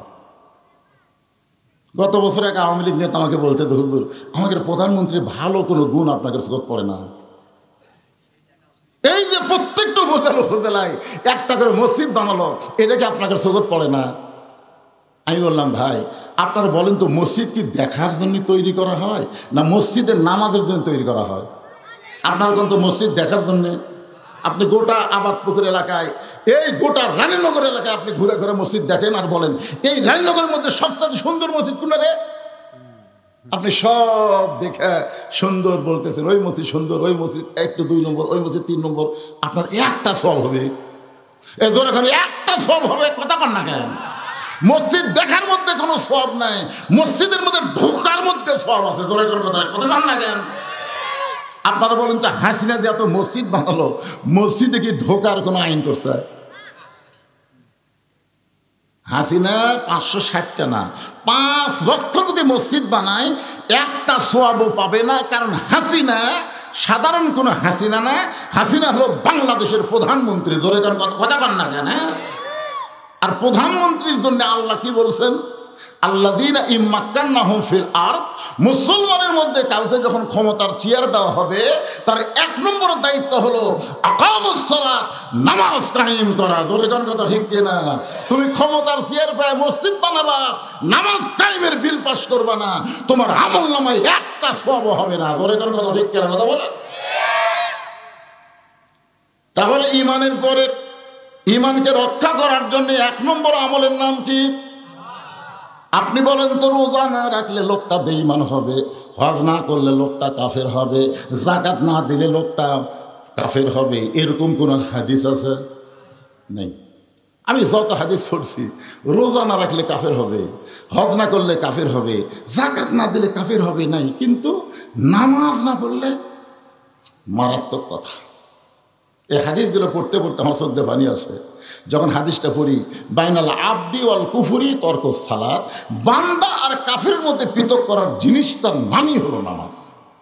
যেই ব্যক্তি নামাজ পড়ে সে হলো বান্দা, যে নামাজ পড়ে না সে হলো কাফের। এখন এই যে হাজারো মানুষের মধ্যে মাগরিব এশার নামাজ কারা পড়েননি? হাত তুলবার বলতেছি না, আপনার মধ্যে একটা বিবেক আছে না নাই? কেন ভিডিও মানে রাই, তোমাকে খবর কি? হায় হায় রে, মাইকের অপারেটরের খবর কি? মাইক আলা, এটা কি? সুবহানাল্লাহ। টুপির উপর পাগড়ি পরে নামাজ পড়লে 70 গুণ সওয়াব হয়। সেদিন থেকে লোকটা পাগড়ি পরেই নামাজ পড়ে, সব বেশি যায়। একদিন মসজিদে গিয়ে থেকে পাগড়ি আনে নেই, এখন চিন্তা করে বাড়ির যা পাগড়ি আনতে, না, জামাতে নামাজ পড়লে 27 গুণ, পাগড়ি মাথার দিলে 70 গুণ।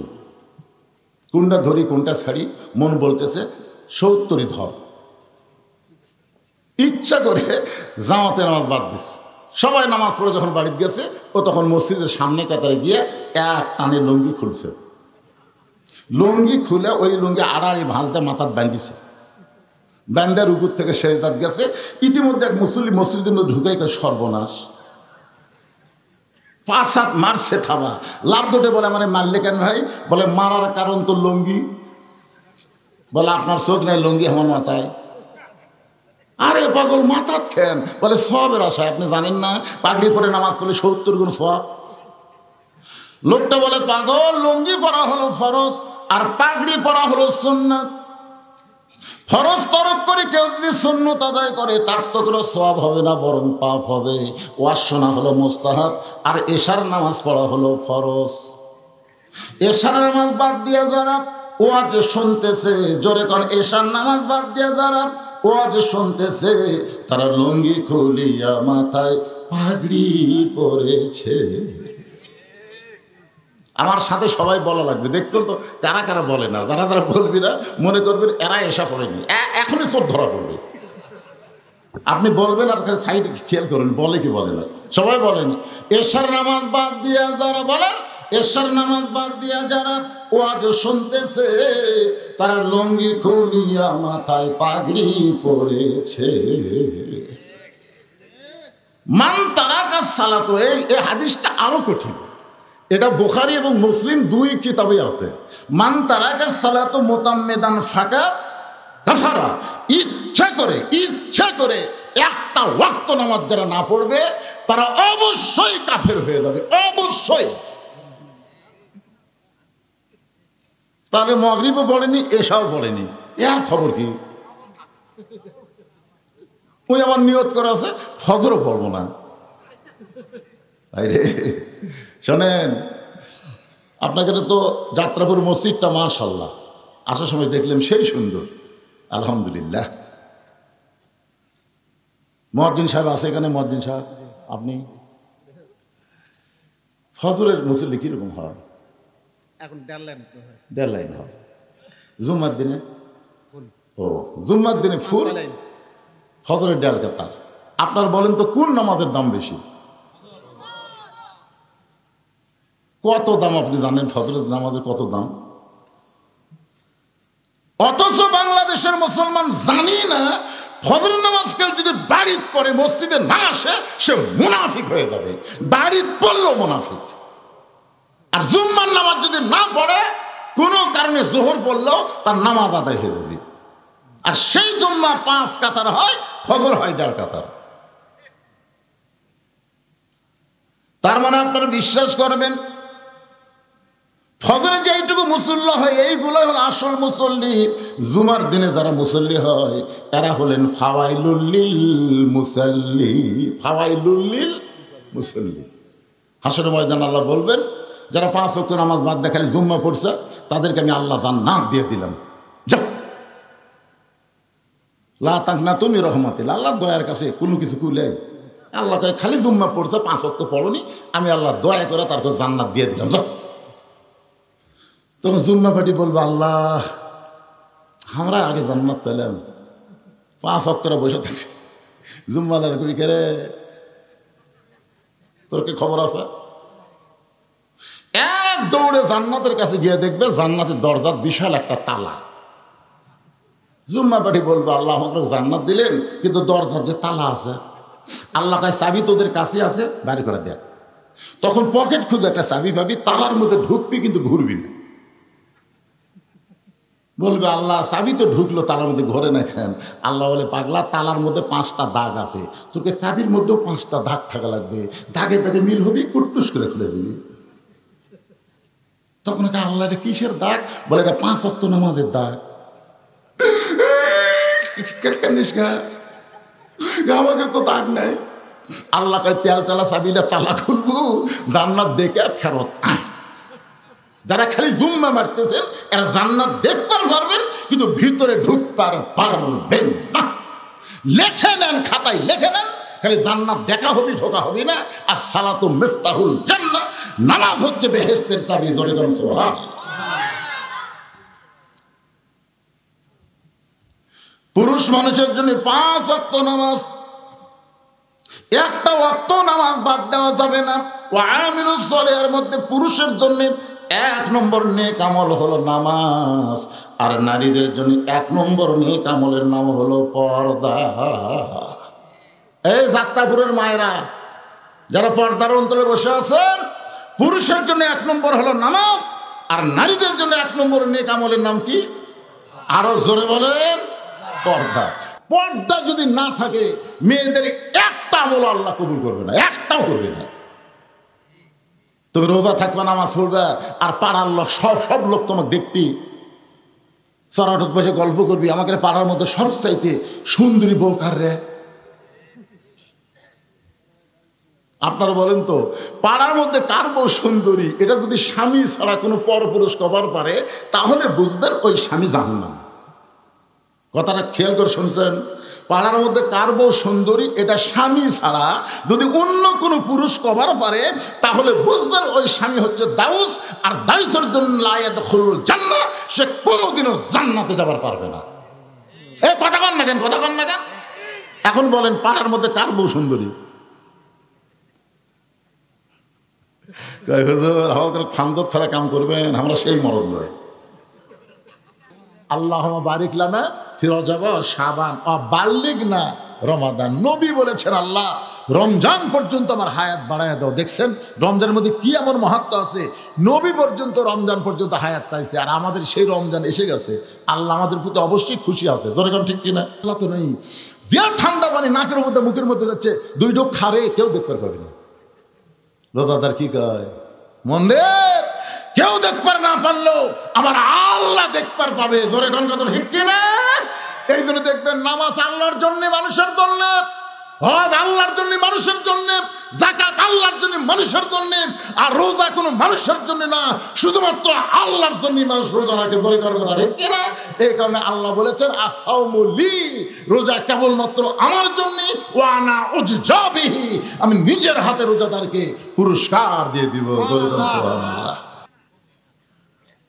একটু মনোযোগ দিয়ে শুনবেন। আল্লাহর নবী ফাতেমার ঘরের মধ্যে গিয়ে মুচকি মুচকি হাসতেছে। নবীর মেয়ে ফাতেমা বলে, বাবা আমার ঘরের মধ্যে মুচকি মুচকি হাসেন, কারণ কি? রাসূল বলে, ফাতেমা এই মুহূর্তে আল্লাহ পাক আমাকে জানাইলো তুমি জান্নাতি নারীদের নেত্রী। সঙ্গে সঙ্গে ফাতেমা বাবার কাছে বসে বলে, বাবা আমি এমন কি আমল করলাম যে আমল করার কারণে আল্লাহ আমাকে জান্নাতি নারীদের নেত্রী বানাইলো? রাসূল বলে, ফাতেমা তোমার পর্দাকে আল্লাহ কবুল করে এরকম পুরস্কৃত আল্লাহ তোমাকে করে দিয়েছে। আল্লাহ দেখেছে তার বান্দীদের ভিতরে সবচাইতে পর্দানিশী যে, তার নাম হলো ফাতেমা। আল্লাহ তোমাকে জান্নাতি নারীদের নেত্রী বানায় দিবে। প্রত্যেক জুম্মার সানি খুদ্বায় ইমাম সাহেব আপনাদের শুনাই, সাইদাতুন নিসায়ে আহলেল জান্নাহ ফাতেমাতুস জহুরা। আপনারা বলেন তো জহুরা মানে কি? আপনাদের জন্য না শোনা লাগলো, আমার মা বোনদের জন্য এরা শোনা দরকার। জোরে কোন কথা ঠিক কিনা? মাশাআল্লাহ। ফাতেমা যখন খুবই আনন্দ করতেছে, খুব আনন্দ, জান্নাতি নারীদের নেত্রী তো। ইতিমধ্যে রাসূল বললেন, মা আর একটা খবর তোমাকে দিবার চাই, কিন্তু মন খারাপ করা চলবে না। ফাতেমা বললেন, বাবা আপনার কাছে কোনো খবর তো মন খারাপের নাই, তো বলেন তো সেই খবর কি? রাসূল বললেন, তুমি জান্নাতি নারীদের নেত্রী হলো, তোমার আগে একটা মেয়ে জান্নাতে যাবে। যেই কইছে তুমি জান্নাতি নারীদের নেত্রী হলে কি হবে, তোমার আগেও একটা মেয়ে জান্নাতে যাবে। সঙ্গে সঙ্গে ফাতেমা বলে, বাবা এটা আল্লাহর কেমন কথা? আমি জান্নাতের নেত্রী হলাম আর আমার আগে একটা মেয়ে জান্নাতে যাবে, এই মেয়েটা কে গো বাবা, তার পরিচয় কি? রাসূল বলেন, ফাতেমা ওই যে একটা পাহাড় দেখতেছো? বলে, হ্যাঁ ওই পাহাড়ের পাশে একটা জঙ্গল, জঙ্গলের সামনে ছোট্ট একটা বাড়ি, ওই বাড়িটা হলো একটা কাঠুরিয়ার বাড়ি। ওই কাঠুরিয়ার বিবি জামিলাকে আল্লাহ তোমার আগে জান্নাত দিবে। আপনারা তো সুবহানাল্লাহ বলেন, কিন্তু ফাতেমা সুবহানাল্লাহ। ফাতেমা ছোট বাচ্চার মতো কান্দে বলে, বাবা সাধারণ একটা কাঠুরার বিবি জামিলা এমন কি আমল করলো বাবা, যে আমল করার কারণে আমার আগে আল্লাহ তাকে জান্নাত দিবে? আপনি একটু বলে দেন বাবা, আমিও সেই আমলটা করবার চাই, জান্নাতের নেত্রী হব, আর সবার আগে জান্নাতে যাব না, এটা আমার জন্য বড় বেমানানো হবে।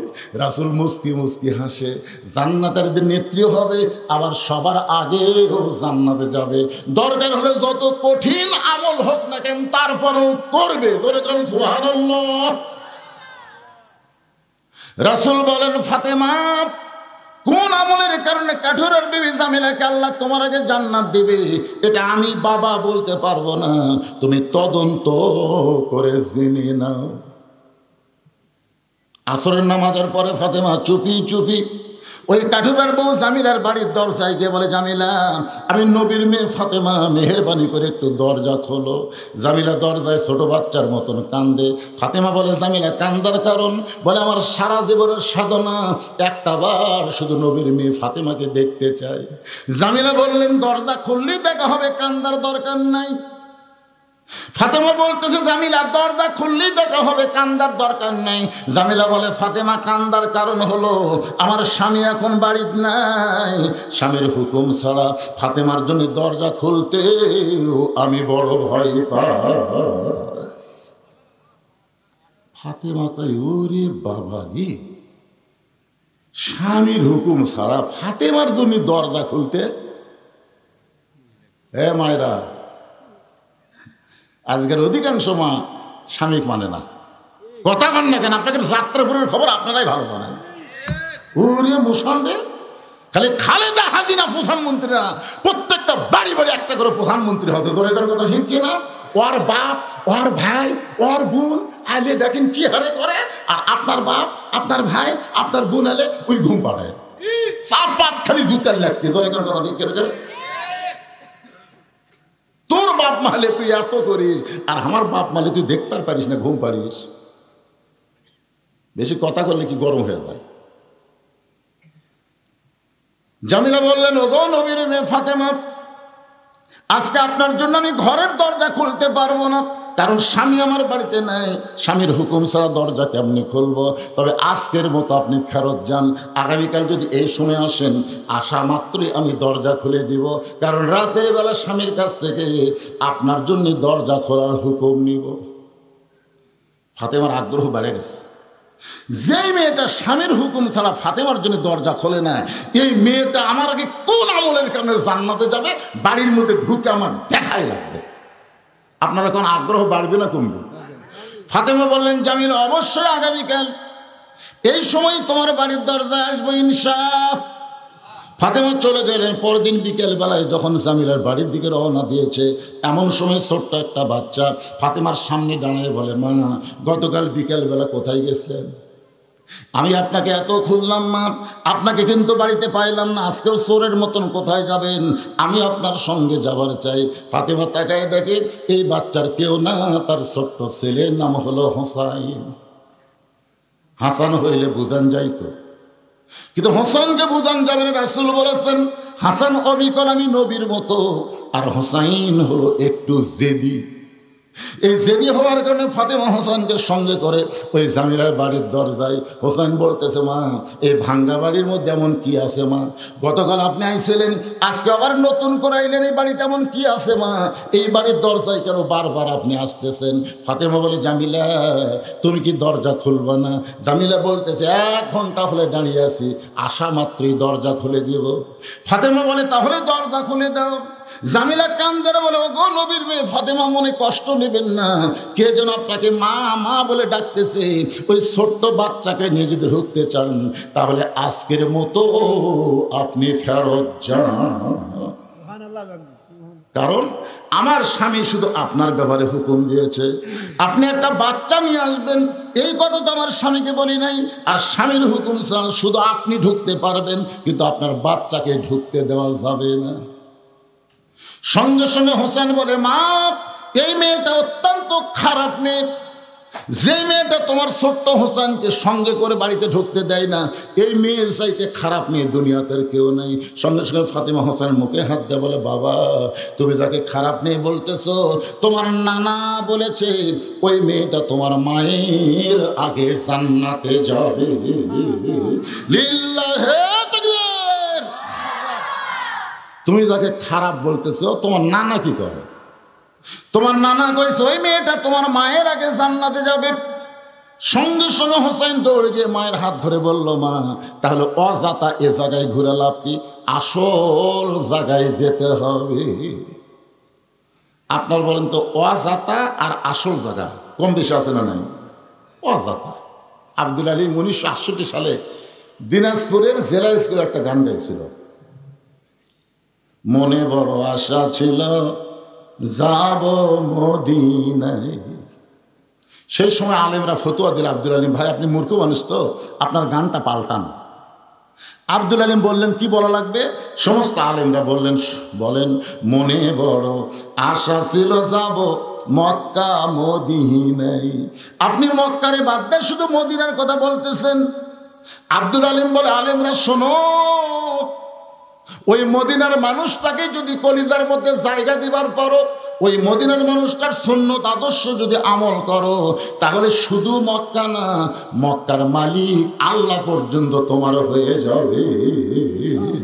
কুল কুল বলেন, ইন কুনতুম তুহিব্বুনাল্লাহা ফাত্তাবিউনি ইউহিব্বুকুমুল্লাহ ওয়া ইয়াগফির লাকুম যুনুবাকুম ওয়াল্লাহু গফুরুর রহিম। আল্লাহু আকবার। আপনাদের কাছে আমার প্রশ্ন, সওয়াবের দিক দিয়ে মক্কার সওয়াব বেশি, মদিনার সওয়াব কম, কিন্তু দামের দিক দিয়ে কোনটা বেশি, মক্কা না মদিনা? এই কারোর মধ্যে কি দ্বিধাদ্বন্দ্ব হচ্ছে?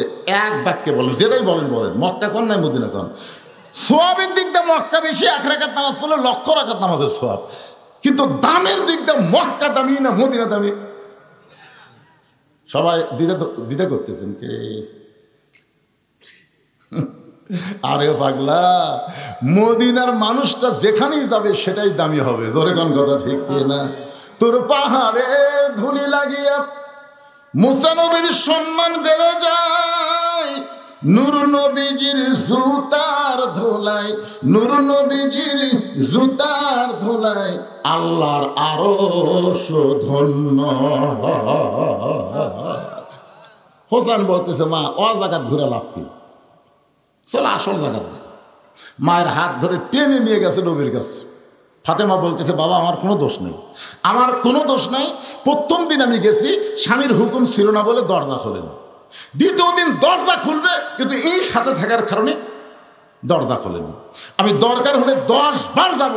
কোন আমলের কারণে কাঠুরে বাবু জামিল আমার আগে জান্নাতে যাবে এটা আমাকে জানাই রাখবে, কিন্তু এই হোসাইন থাকার কারণে আজকে হলো না। হোসেন সাথে সাথে মায়ের হাত ছাড়ে দিয়ে দৌড়ে দেয়, নবীর হাত ধরে বলতেছে, না না ইয়ার কি করো, আমার মা তুমি চিনো না? না, যেই মাকে তুমি কাঠুরের বউ জামিলার দরদাত পাঠায় দিছো, আমার সেই মাকে তুমি চিনো? তোমার মা আমিনা দুনিয়ার কোনো মানুষ তাকে চিনে না, কিন্তু আমার মা ফাতেমা, বলো তো না, বলো তো আমার মা রে তুমি কি চেনো?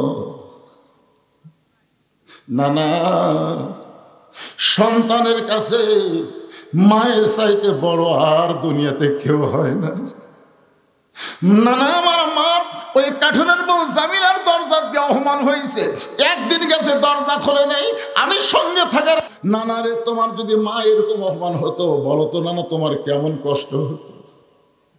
নানা রে, আমার মাকে অপমানের হাত থেকে বাঁচাইয়া তোমার দরবারে নিয়ে আইছি নানা, কোন আমলের কারণে? ওই কাঠুরের বউ আমার মায়ের আগে জান্নাতে যাবে, যতক্ষণ তুমি না বলবা এই যে তোমার হাত ধরছি নানা, আমি হোসাইন কোনো সময় ছাড়ব না। একটা সাধারণ কাঠুরের বউ জামিলা আমার মায়ের আগে কোন আমলের কারণে জান্নাতে যাবে এটা না বলা পর্যন্ত তোমার হাত আমি ছাড়বো না, কারণ তুমি তো মাকে চিনো না, আমি আমার মারে চিনি। তোরে কোন সুবহানাল্লাহ। আপনারা আপনার মা করে চেনেন? চিনেন? মায়েরা ফোটা দুধের দাম কাটিয়া গায়েরই চাম, পানি জুতা বানাইলো ঋণের শোধ হবে না, এমন দরদি ভবে কেউ হবে না আমার মা গো। কে রে ছেলেরা, কাকে মা বাঁচাছে রে? গানটা খেয়াল করে শুনতেছে? যাকে মরে গেছে তাকে সব শেষ। 18 সালে আমার বাবা মারা গেছে, 2023 সালের ডিসেম্বরের 25 তারিখে মা মারা গেছে। সেই দিন থেকে আমি দেখতেছি দুনিয়াতে আমার কেউ নাই, সবাই স্বার্থপর দেখা যায়, কিন্তু 2 জন মানুষ হলো নিঃস্বার্থ। দাঁত থাকতে মানুষ দাঁতের মূল্য দেয় না, চোখ থাকিতে মানুষ চোখের মূল্য বোঝে না। বাপ মা যতদিন জীবিত থাকে সন্তান বুঝতে পারে না, মরে গেলে বুঝতে পারে। মায়ের মতন আপন কেহ নাই রে দুনিয়ায়, মা জননী নাই রে যাহার, এই দুনিয়ায় তাহার কেহ নাই। মায়ের মতন আপন কেহ নাই রে দুনিয়ায়। সঙ্গে সঙ্গে নবী ডাক দেয়, আলী। হযরত আলী দৌড়ে এসে বলে, ইয়া রাসূলুল্লাহ আমারে ডাকতেছেন কেন? নবী বলে, আলী রে দেখো তোমার ছেলে হোসাইন আমার হাতটা এমনভাবে চাইপা ধরছে, আমি যতক্ষণ না বলবো ততক্ষণ আমার হাত ছাড়বে না। আলী বলতে তো হুজুর কি বলবার কয় হোসাইন? বলে ওই কাঠুরে বউ জামিলা ফাতেমার আগে কোন আমলের কারণে জান্নাতে যাবে এটা আমাকে বলবার বলতেছে। আলী বলতেছে হোসাইন খবরদার হাতটা দান ছাড়িস না, ধরছি হাতটা দান ছাড়িস না।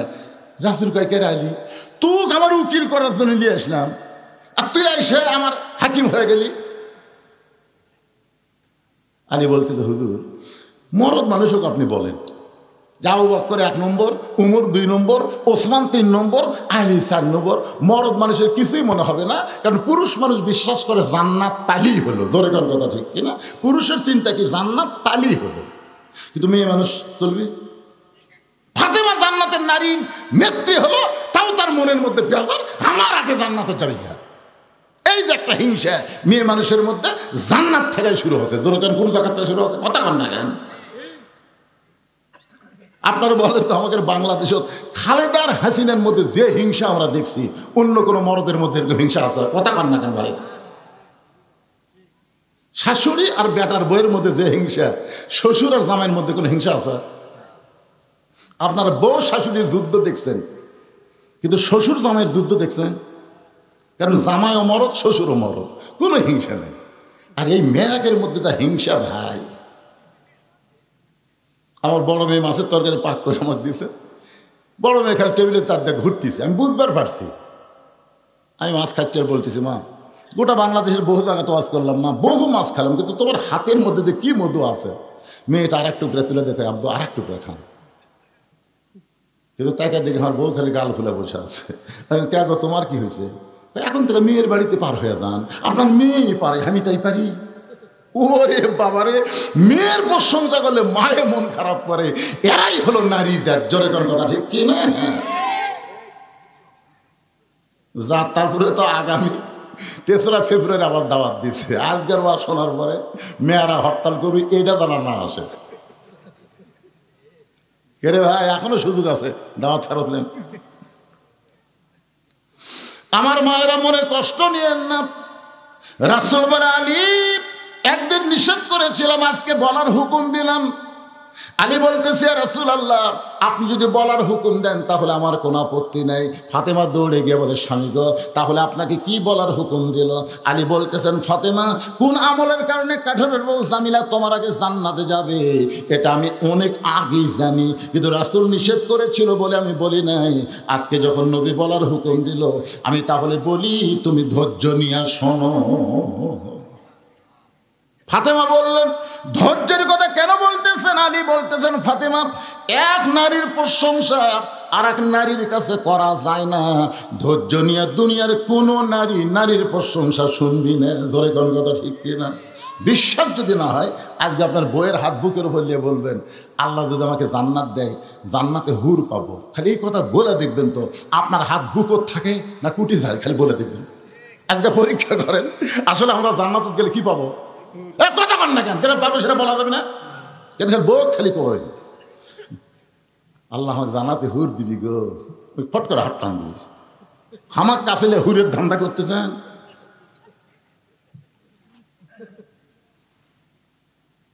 ফাতেমাকে আলী বলতেছে একটু ধৈর্য ধারণ করা লাগবে, কারণ কোন আমলের কারণে ওই কাঠুরের বউ তোমার আগে জান্নাতে যাবে এটা শুনবার গেলে ধৈর্য ধারণের দরকার আছে না নাই? সঙ্গে সঙ্গে ফাতেমা বললেন ইন্নাল্লাহ মা'আস সাবিরিন, ধৈর্যশীলদের সঙ্গে কে আছে? আরো জোরে বলেন। আলী বললেন ফাতেমা তাহলে শুরু করলাম। তোমার কি মনে আছে একদিন ঘরের মধ্যে দুপুর বেলায় তুমি আমার সামনে কান্নাকাটি শুরু করে দিলে, আমি চোখের পানি মুছে দিয়ে বললাম ফাতেমা কান্দার কারণ কি? তুমি কইলা স্বামী গো আপনার পকেট হাতায় দেখলাম একটা টাকাও নাই, ঘরের মধ্যে দেখলাম কোনো খাবার নাই, আমার বাবার বাড়িতে খোঁজ না দেখলাম আমার বাবার বাড়িতেও কোনো খাবার নাই, কিন্তু আপনি কি জানেন গো স্বামী আমার হাসান ক্ষুধার জ্বালায় কানতে কানতে ঘুমায় গেছে, এখন ঘুম থেকে চেতন পাইলে ওঠেই খাবার চাবে, কিন্তু ঘরে কোনো খাবার নাই, আমার 2টা সন্তান যদি খাবার জন্য কান্দে আপনার কষ্ট না হলেও আমি মা কিন্তু সহ্য করতে পারবো না। আলী বলে, ফাতেমা তাহলে তুমি কি বলবার চাও? ফাতেমার সঙ্গে সঙ্গে একটা ওড়না বের করে স্বামীর হাতে দিয়ে বলে, স্বামী গো, এই ওড়নাটা আমি যত্ন করে রেখেছি, আমি মাঝে মধ্যে পরি, আর ওড়নাটা পরবো না, আমার বড় পছন্দের ওড়না, এই ওড়নাটা আপনাকে দিয়ে দিলাম। এই ওড়না বিক্রি করার যে টাকা হবে, সেই টাকা দিয়ে আজকের মতো আপনি খাবার নিয়ে আসবেন। হযরত আলী বলে, ফাতেমা তোমার ওড়নাটা আমার পকেটের মধ্যে ঢুকায় দিয়ে আমি বাজারের দিকে রওনা দিলাম। আমার মনের মধ্যে কোনো শান্তি নাই, কারণ আমার বিবির ওড়না আজকে বিক্রি করা লাগবে। যদি বিক্রি করবার যায় আর খরিদ্দার যদি হঠাৎ জিজ্ঞাসা করে ফেলে, আলী ভাই ওড়নাটা কার, আর আমি যদি বলি আমার বইয়ের ওড়না, তাহলে পুরুষ মানুষ মাত্রই মনে করবে যে এই স্বামী বইয়ের জিনিস বেচা খায়, এই স্বামী হলো দুর্বল স্বামী। আপনার কোনদিন বইয়ের জিনিস বেচা খাচ্ছেন? খাননি? শ্বশুর বাড়ির থেকে যে বউ মালা পাচ্ছে, সব ঠিক আছে? কতক্ষণ ঠিক আছে? খাবার বসে খালি বলতে যে হতে হলো না, হতে হলো না। বউ কয়, কি হলো না গো? আমার জমির ধারে এক জমি আছে গো, ৮০,০০০ টাকা দাম, কিন্তু আমার ৬০,০০০ টাকা আছে, ২০,০০০ টাকার জন্য জমি হাত ছাড়া হচ্ছে। বউ বলতেছে ধৈর্য ধরেন, এ বছর না হলে সামনে বছর হবে। স্বামী বলছে তোর বাপের জমি, যে ধৈর্য ধরে আগামী বছর আমাকে দিবি। বউ কয়, এত রাগ করেন কে? বলে, রাগ করার কারণ হলো তুই খালি দয়া করলি, তুই একটু দয়া করলি জমিটা হয়। বউ কয়, আমি কি দয়া করবো? এই যে মালা গলার দিয়ে আমাকে ভাত দিচ্ছিস, এই মালা তোর বাপ বিয়ার সময় তোকে দিছে, এই মালার কোনো ঢপ আছে? সোনা আছে এটা আমি মানি, কিন্তু সাইজ নাই। কিন্তু এও এতদিনের পুরাতন মালা, এটার চলে। এখন যে ডিজিটাল সোনার মালা নামছে রে, তুই খালি পুরাতন মালা আমাকে খুলে দে। মুসলমানের বাচ্চা ভাত ছুঁয়া আদা করতেছি, আগামী বছর এই সময় তোকে 2 ভরি সোনার ডিজিটাল মালা বানিয়ে দেবো রে। এমন পোষ মারছে বুঝলেন, ওই মালা খোলা স্বামীর হাতে দিচ্ছে। স্বামী বিক্রি করে জমি লিছে 1 বছর, আর কোনো খোঁজ নাই।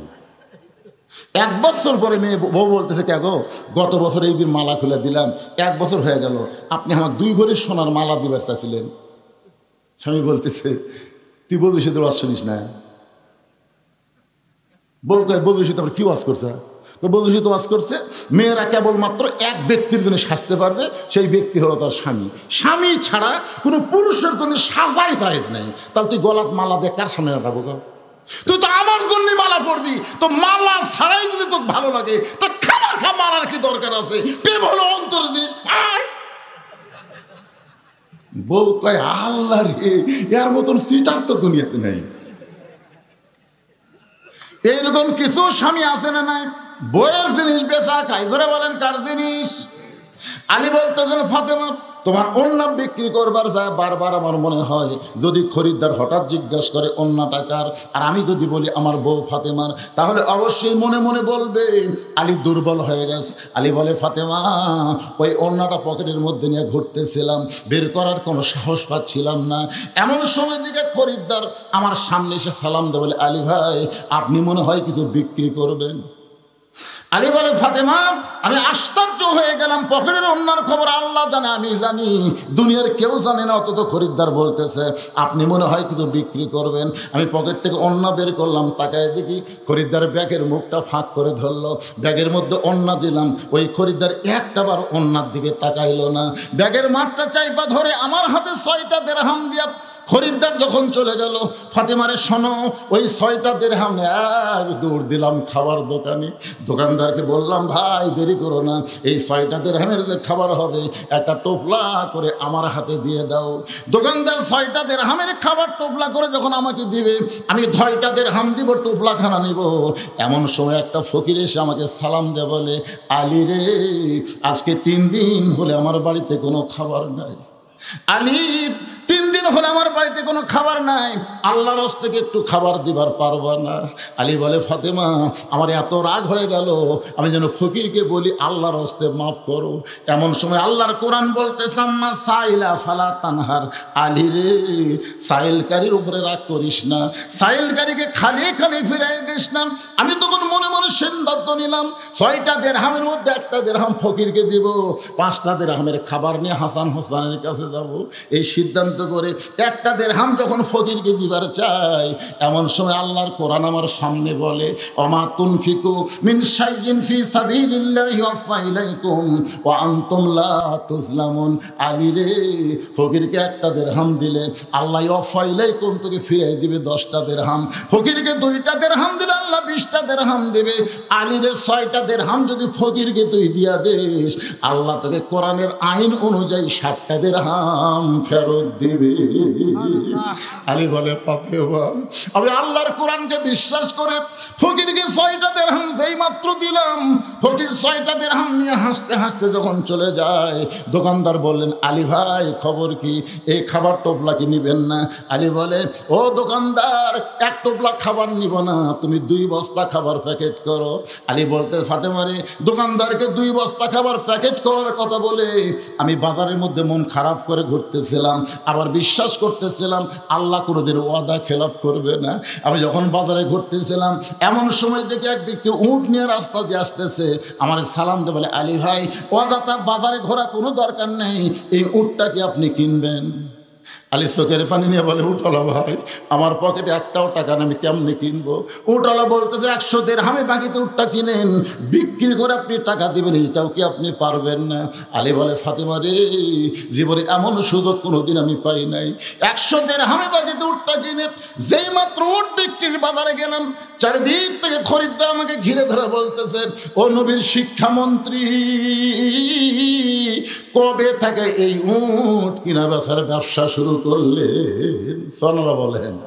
হযরত আলী ছিলেন আল্লাহর নবীর শিক্ষামন্ত্রী। জোরে কান সুবহানাল্লাহ। রাসূল তখন কি ছিলেন? রাসূল ছিলেন মদিনার রাষ্ট্রপতি। এই কথাটা মনোযোগ দিয়ে শুনবেন। রাসূল ছিলেন মদিনার, আর আলী ছিলেন শিক্ষামন্ত্রী। আবু বকর ছিলেন ধর্মমন্ত্রী, উমর ফারুক ছিলেন আইনমন্ত্রী, ওসমান গনি ছিলেন অর্থমন্ত্রী। সুবহানাল্লাহ বলেন। আর আমাদের কতগুলা নেতা কয় লেতা লেতা, ইসলামে বলে রাজনীতি নেই, সাপাত খালি বাইরে দরকার। কিন্তু ইসলামে যদি রাজনীতি না হয় তাহলে ওমর কি? আচ্ছা, চিন্তা করার দরকার আছে, রাজনীতি মানে বোঝা লাগবে তো। ফকির গেছে বাদশাহ সাদালের দরবার, যা দেখে বাদশাহ সাদাল মসজিদের মধ্যে ঢুকে 2 হাত তুলে বলতেছে, ও বাদশার বাদশাহ, তোমার দরবার আমি ফকির। ফকির কয়, কে রে? কার রাজনীতি? আমি তো বাদশার কাছে আসলাম রে। আসে থেকে বাদশাই ফকির, তাহলে রাজাকে? প্রত্যেকটা হাদী সাহেব, আপনি কোন সালে গেছিলেন?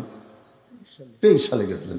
প্রত্যেকটা হাদী সাহেব কাবা ঘর সামনে নিয়ে বলতেছে, ইন্নাল হামদা ওয়ান নি'মাতা লাকা ওয়াল মুলক লা শারিকা লাক। আপনারা বলেন তো, লাকা ওয়াল মুলক লা শারিকা লাকের অর্থ কি?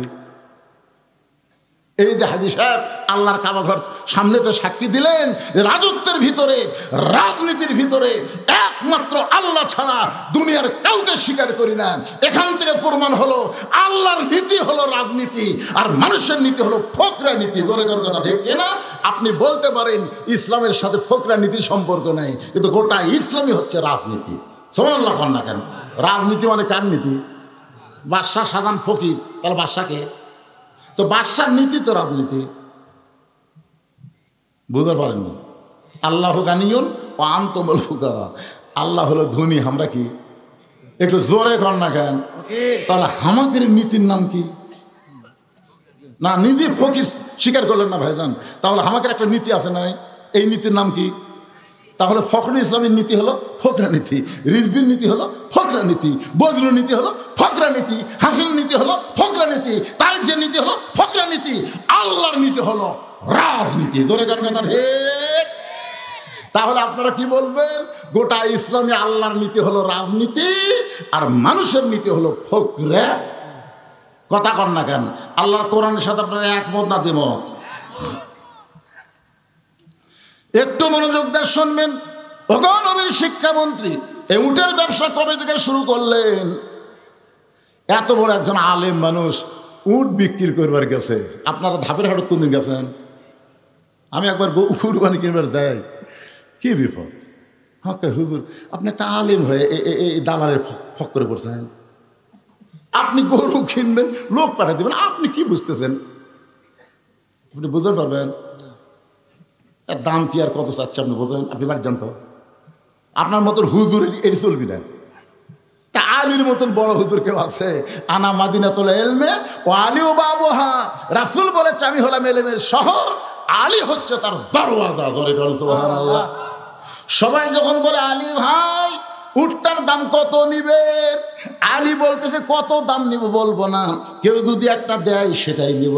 একজন দৌড়েছে উঠে রশি ধরে বলতেছে দরদামের কি দরকার, 160 দিরহাম দিয়া দিলাম।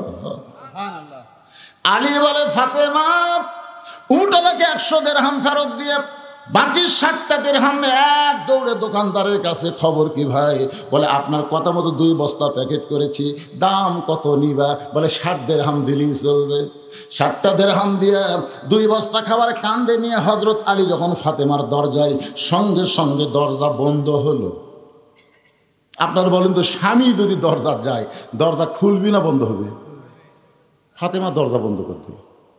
দরজা দিয়ে কোনো গল্পই চলতেছে না, জানলা দিয়ে বলতেছে অন্যা বিক্রি করে টাকা দেখি, অন্যা বিক্রি করে টাকা দেখি, 1 টোপলা হবে। 2 বস্তা কান্দত লিয়া ঢিং ঢিং করে আসছেন। যতক্ষণ পর্যন্ত 2 বস্তা কোথায় পেলেন এটা না বলবেন, আমি ফাতেমা দরজা খুলবো না। 10,000 টাকা বেতনে চাকরি করেন আর 20,000 টাকা বাসা ভাড়া নেন। হাসিনার পিওন হলো 400 কোটি টাকার মালিক। মাথা চলে? এই তোর মাথা চলে? একটা পিওন বলে 400 টাকা কোটির মালিক আর হেলিকপ্টার ছাড়া বলে যায় না। বেতন পাও 10,000, বাসা ভাড়া 20,000, ইলিশ মাছ নিয়ে আসো, এ নিয়ে আসো, সে আসো, বউ একটা দিনও করে না। খালি বউ যদি দরজা বন্ধ করতে, মরদ না খায় মরবো কিন্তু হারাম খাবো না। প্রত্যেকটা স্বামী সাইজ হবে। জোরে কর কথা কর না কেন? ফাতেমা দরজা বন্ধ করে বলে স্বামী গো, অন্য বিক্রির করে টাকা দিয়ে বড় জোরে 1 টোপলা খাবার হবে। আপনি 2 বস্তা খাবার কোথায় পাইলেন এটা যতক্ষণ না বলবেন ততক্ষণ দরজা খুলবো। আলী বলতেছে ফাতেমা দরজা খোলো। দরজা খুললেই আমি বলবো। ফাতেমা বলতেছে আগে বলেন তারপরে দরজা খুলবো। আলী বলতেছে ফাতেমা কষ্ট দিও না, 2 বস্তা কান্দে থাকার কারণে শরীর গরম ভালো লাগছে, একটু দরজা খোলো তারপরে বলবো। ফাতেমা বলতেছে আগে বলেন তারপরে দরজা খুলবো। আলী বলতেছেন ফাতেমা দরজা খোলো তারপরে বলবো। ফাতেমা বলতেছে আগে বলেন তারপরে দরজা খুলবো। এমন সময় আল্লাহর কোরআন আলীর সামনে এসে বলতেছে আর রিজালু কাওয়ামুনা আলান নিসা, পুরুষ থাকবে নারীদের উপরে। যতক্ষণ ফাতেমা দরজা না খুলবে খবরদার বলবি না। সুবহানাল্লাহ খান না কেন? পুরুষ কি নারীর তলে না উপরে? এ কথা কন না কেন? এটা কি আমার কথা কছি না আল্লাহর কথা? তো আজকে আমাদের বাংলাদেশে কিছু মরদ মানুষ আছে, তারা মিছিল করে নারী পুরুষের সমান অধিকার। আল্লাহ বলতেছে আর রিজালু কাওয়ামুনা আলান নিসা, পুরুষেরা থাকবে নারীদের উপরে। আর তুমি বলতেছো সমান অধিকার, তার মানে আল্লাহ চাইতে ভালো বোঝো। নারী যদি মা হয় তাহলে বাবার চাইতে মায়ের মর্যাদা অনেক উপরে। কথা কন না কেন? তাহলে বাবা আর মা আপনি সমান করবার চাইলে হবে?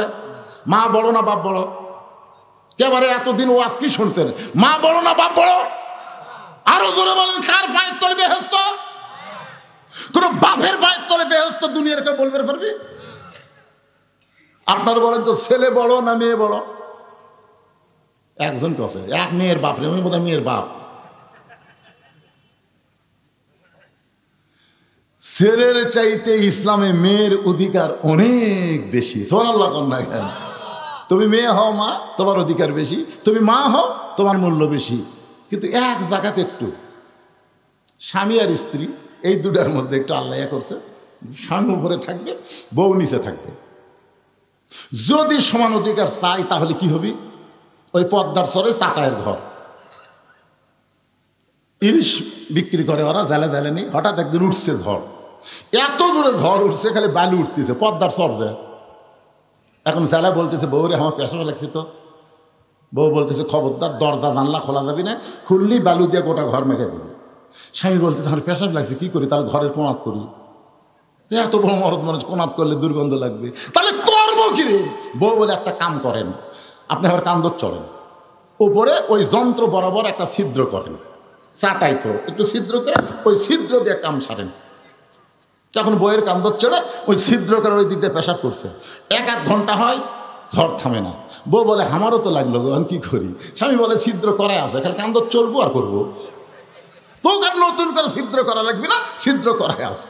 এবার স্বামীর কান্দে তোলা ছিদ্র বড় পেশাব করে, সব পেশাব দিয়ে স্বামীর বুক দিয়ে হয়। স্বামী এই পাগলি কোন জায়গায় পেশাব করিস আর কোন জায়গায় পড়ে? বউ বলে মরার স্বামী জানো না, সব জায়গায় সমান অধিকার চলে না। ধরে কোন কথা ঠিক কি না? আপনারা বলেন সব জায়গায় সমান অধিকার চলবে? তাহলে এই মিছিল যারা করতেছেন, একটাবার আয়াতের দিকে খেয়াল করেন। আর রিজালু কাওয়ামুন আলান নিসা, পুরুষ থাকবে নারীদের উপরে। এই আয়াতটাই শালীকে বলতেছে, আলী রে, যতক্ষণ ফাতেমা দরজা না খুলবে খবরদার এই বস্তার খবর তুমি বলবা না। অনেকক্ষণ ফাতেমা যখন জেদ করে দরজা না খোলে, তখন হযরত আলী 2 বস্তা কান্দে করে আল্লাহর নবীর দরবারে। নবী তখন বসেছিলেন, আলীর এই অবস্থা দেখে উঠে এসে আলীর কপালে একটা চুমা দিয়া নবী নিজের হাতে আলীর কাঁধ থেকে 2টা বস্তা নামায়া নিলে। সুবহানাল্লাহ খান। রাসূল তাকায় দেখে আলীর মুখটা ভার। আল্লাহ রাসূল বলে, আলী তোমার 2 বস্তা কান্দর থেকে আমি নবী নিজেই নামা দিলাম, তোমার কপালে একটা চুমাও দিলাম, তারপরেও তোমার মুখ ভার কেন? আলী তোমার মুখটা ভার কেন? আলী বলতেছে, আপনি ভালো হুজুর, আপনি আসলেই মহান, আপনি ভালো, কিন্তু আপনার বেটি। নবী কয়, কি আমার বেটি? কি এই কি কি খবর? না না কিছু না। রাসূল বলে, আলী রে, আমার মেয়ের সম্পর্কে একটা বাজে শব্দ উচ্চারণ করতে পারবি না। দুনিয়ার বহু ধনী যুবক আমার ফাতেমা বিয়ে করবার চাইছিল, তাদের সঙ্গে বিয়ে দিইনি, তোর সঙ্গে কেন দিয়েছি তুই জানিস? আলী বলে, আমি তো জানি না। রাসূল বলে, আলী ফাতেমা যদি আজকে দরজা খুলতো, বলতো আলী বল তুই কি আমার কাছে আসতি? আলী বলতেছে, ইয়া রাসূলুল্লাহ, আপনার মেয়ে যদি দরজা খুলতো তাহলে আমি কেন আপনার কাছে আসবো? রাসূল বলে, আলী ফাতেমা দরজা বন্ধ করার কারণেই তো তুই আমার কাছে আসলি। তুই আমার কাছে আসার কারণ হলো, তুই কি বলতে পারিস আলী ফাতেমার ওড়না কে কিনেছে? আলী তুই কি বলতে পারিস কোন ফকির তোর কাছে ভিক্ষা নিছে? আলীরে তুই কি বলতে পারবি কে তোর কাছে উট বাকিতে বিক্রি করলো? আবার খরিদ্দার হয়ে কে উটটা কিনে নিল? আলী বলতেছে, ইয়া রাসূলুল্লাহ, এগুলো আমি কিছুই জানি না হুজুর, আমি কিছুই জানি না। রাসূল বলে, আলী রে তুই কি এগুলো জানতে চাস? আলী বলে, হুজুর আমি তো অবশ্যই জানতে চাই। রাসূল বলে, আলী রে এই জন্য আমার কলিজার টুকরা ফাতেমা তোর জন্য দরজা খোলে নাই, কারণ ফাতেমা দরজা খুললে তুই আমার কাছে আসতি না, আর আমার কাছে না আসলে এই 4টা মহান খবর তুই পাইতি না। আল্লাহ পাক আমার সব খবর জানায়া দিছে। লিল্লাহে তাকবীর। এখন মা ফাতেমার ওড়না কে কিনেছে? কোন ফকির ভিক্ষা নিল? কে উট বিক্রি করলো? আর কে খরিদ্দারি উটটা কিনলো? শুধু আলী শুনবে না, আমাদেরও জানার দরকার আছে না? 2 নম্বর আলোচনা চলতেছে, আমিলুস সালিহা। পুরুষের জন্য 1 নম্বর হলো নামাজ, আর নারীদের জন্য 1 নম্বর হলো পর্দা। আগামীকাল থেকে আমাদের জন্য একটা আমল আসবে, তার নাম হলো রোজা। ধরে বলেন, তার নাম কি? আপনারা বলেন তো, আল্লাহ কেন বললেন লাআল্লাকুম তাত্তাকুন? কুতিবা আলাইকুমুস সিয়াম কামা কুতিবা আলাল লাযিনা মিন ক্বাবলিকুম লাআল্লাকুম তাত্তাকুন। আল্লাহ কেন বললেন? আশা করা যায় এই রোজার মাধ্যমে তোমরা মুত্তাকি হবে। ধরে কেন সুবহানাল্লাহ। আপনারা বলেন তো, এই কোরআন থেকে হেদায়েত নিবার গেলে কি হওয়া লাগবে? মুত্তাকি হওয়া লাগবে। আর রোজার মাধ্যমে মানুষ কেমনে মুত্তাকি হবে? এই জিনিসটা ওটা বসা করবেন না ভাই, বিরক্ত হচ্ছেন আপনারা? কয়টা বাজে? কেবল বাজতেছে 11:20। এমনি তো অসুস্থ হয়ে 2 বছর আসতে পারিনি না, চলান নয় তো হতে পারে আজকের ওয়াজি শেষ, আবার এক মুরব্বী উঠতে পারে। ওটা বসা তো আমার জীবনে আমি আপনাকে রান্না করে দেখি না। যাক যাক যাক, আজান বক্তা তো আছে, আমি আছি 9:30 মনে করেন, আর আপনারা বসে আছেন সেই এসার পর থেকে। নাই শ্রোতার অনেকে এখানে আমি আসার পথে বহু শ্রোতা দেখলাম। 2-3টা বক্তা গেছে, শ্রোতাও এক দলই বসে আছে, যাবেন অসুবিধা নেই, কিন্তু যাই আবার জায়গা মতো এসে বসবেন, কারণ গুরুত্বপূর্ণ কিছু ওয়াজ আপনাদের সামনে আজকে করা লাগবে। তো এখন আপনারা বলেন তো, নামাজ এটা কার জন্যে? কথা কয় না, কার জন্যে? তো নামাজ মানুষ কিন্তু আল্লাহর জন্যও পড়ে, আবার মানুষকে দেখানোর জন্যও কিন্তু নামাজ পড়ে। পড়ে কি পড়ে না? মানুষকে দেখানোর জন্য পড়ে। দেখবেন বাড়ির যখন নামাজ পড়ে ঠিক মতো রুকু সেজদাই করেন, কথা কাত মারে, জোরে কোন কথা ঠিক কিনা? বাড়ির 4 রাকাত নামাজ পড়তে লাগে 2 মিনিট, আর মসজিদে এসে ওই মুসল্লি নামাজ পড়তে 4 রাকাত 4 মিনিট। কারণ ডানানোর পরে মনে করে আমি তো একলা লই রে, আশেপাশে লোক আছে, ঠিক মতো রুকু সেজদা না করলে ওরা দেখতে পাচ্ছে। আল্লাহ কাকে রে, তুই যখন একলাই পড়িস তুই কেতা ক্যাত মারিস, আর তুই তখন জনগণের মধ্যে পড়িস, তখন তুই। আমার এলাকার এক চেয়ারম্যানের নামাজ ছিল, ওই একদিনে আসরের নামাজ 4 বার পড়ছে। আপনার বলেন তো, একদিনে আসরের নামাজ যে 4 বার পড়ে, ওই আল্লাহর জন্য পড়ছে। কথা কয় না কেন? জামাই নামাজ পড়ে না, শ্বশুরের বাড়িতে গেছে জুম্মার দিনে, জুম্মার আজান দিলে জামাই শুতে আছে, বউ বলতে কেগো আব্বা যাচ্ছে মসজিদ, তুমি যাবা না? তুই জানিস না আমি নামাজ পড়ি না। আরে পাগল, আব্বা মরে গেলে সম্পত্তি কে পাবে? এই শ্বশুরের কোনো পেটা নাই, যাও। বইয়ের কথা মতো এখন বার হচ্ছে, শ্বশুর বলে চলো ভাই, জামাই বলে চলো আব্বা, নামাজ ছাড়া মুক্তি নাই, ওইকে নামাজ পড়ে চাই। এটা হলো দেখানোর জন্য। তার বোঝা গেল নামাজ আল্লাহর জন্যও পড়ে, মানুষকে দেখানোর জন্যও নামাজ পড়ে। হজ মানুষ আল্লাহর জন্য করে, আবার মানুষকে দেখানোর জন্য হজ করে। আপনারা বলেন তো, আজকাল বাংলাদেশে কোনো নামাজের আগে এরকম লেখা আছে, নামাজি মাওলানা বদরুল রশিদ লেখা আছে। আমি কিন্তু 11 সালে প্রথম হজ করছি, তার আগে নামাজ ধরছি। কোনোদিনও আমার মাইকিং করতে বলো না নামাজি মাওলানা বদরুল রশিদ, কোনোদিন বলে না।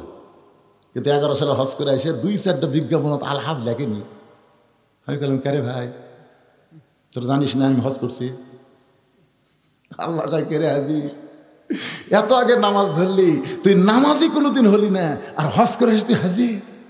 তার মানে তুই তো আল্লাহর জন্য হজ করিস নাই, মানুষকে জানার জন্য হজ করছিস। জোরে কোন কথা ঠিক কিনা? দেখবেন হজ করে এসে কতগুলো লোক চাষটলে বসে, কেউ কিছু শুনবার চায়নি। আমি বলছি আরাফার ময়দানে চাপ হলো ভাই, তার মানে ওই যে হজ করছে এটা জানার লাগবে না? পাথর মারবার যায় ভাই রে, রাস্তা ভুল করছো না ভাই, শুনাবি গল্প শোনাবি, শালা হজ করতে মানুষকে জানাবি। তার মানে বোঝা গেল আল্লাহর জন্য হজ করে, মানুষকে জানানোর জন্য মানুষ হজ করে। যাকাত মানুষ আল্লাহর জন্য দেয়, আবার মানুষকে জানানোর জন্য যাকাত দেয়। দেখবেন রমজান মাসের 23 তারিখে যাকাত দিবে, রমজানের প্রথম থেকে গরিবের আসতেছে, চাচা আপনি ধনী মানুষ, আপনি কি যাকাত দেবেন না? বলে 23 তারিখ। যাই আসতেছে তাকেই বলতে 23 তারিখ, মানে 23 তারিখের সমস্ত গরিব। আল্লাহ তো নেই, যে ঠান্ডা পানি নাকের মধ্যে মুখের মধ্যে যাচ্ছে, 2 ঢোক খারে কেউ দেখতে পারবে না। রোজাদার কি কয়, মন রে কেউ দেখবার না পারলো আমার আল্লাহ দেখবার পাবে। জোরে কোন কথা ঠিক কিনা? এই জন্য দেখবেন নামাজ আল্লাহর জন্য, মানুষের জন্য, হজ আল্লাহর জন্য, মানুষের জন্য, যাকাত আল্লাহর জন্য, মানুষের জন্য, আর রোজা কোনো মানুষের জন্য না, শুধুমাত্র আল্লাহর জন্য মানুষ রোজা রাখে। জোরে কোন কথা ঠিক কিনা? এই কারণে আল্লাহ বলেছেন আসাউমু লি, রোজা কেবলমাত্র আমার জন্য, ওয়া আনা উজজা বিহি, আমি নিজের হাতে রোজাদারকে পুরস্কার দিয়ে দিব। জোরে কোন সুবহানাল্লাহ। আল্লাহ বলতেছেন সালামুন আলাইকুম তিবতুম ফাদখুলুহা খালিদিন। আল্লাহ বলবে, রে রোজাদারেরা, আমি আল্লাহ তোমাদের জন্য জান্নাতের দরজা খুলে দিলাম, তোমরা জান্নাতে প্রবেশ করো। সঙ্গে সঙ্গে রোজাদার বলবে وقالوا الحمد لله الذي صدقنا وعده وأورثنا الأرض। জোরে গান সুবহানাল্লাহ। আপনি যে আমাকে জান্নাত দিবেন সেটা আমরা দুনিয়া শুনিনি। আল্লাহ আপনি আমাকে জান্নাত দিবেন সেটা আমরা দুনিয়া শুনিনি, শুনেছি তো জান্নাত দিবেন। তা আপনি কি মনে করছেন জান্নাতের দরজা খুলে গেলি আমরা পাগলা হবো? আল্লাহ কয় কি ঠেলা রে, কে রে জান্নাত দিচ্ছি ঢোকো কেন? আপনি কি করছেন? রোজাদার আমাকে না দেখে আমার জন্য রোজা রেখেছে, আমি আল্লাহ তাদের জন্য রায়হান নামক একটা দরজা দিব, সেই দরজাতে রোজাদার ঢুকবে, আল্লাহর সঙ্গে দেখা হবে। জোরে কোন সুবহানাল্লাহ। যতক্ষণ আপনার দেখা না পাচ্ছি কিসের জান্নাত? আপনি কি মনে করছেন আমরা 16 ঘন্টা জান্নাতের জন্য না খাইছিলাম? আল্লাহ কয় আচ্ছা বিপদে সুবহানাল্লাহ কয় সেই রোজা আসতেছে ভাইজান। কারা কারা রোজা রাখবেন না হাত তোলেন তো দেখি। না না বুঝতে পারেন, এই মাইক গেল ভাই, কি মাইক গেলে বুঝতে পারে না।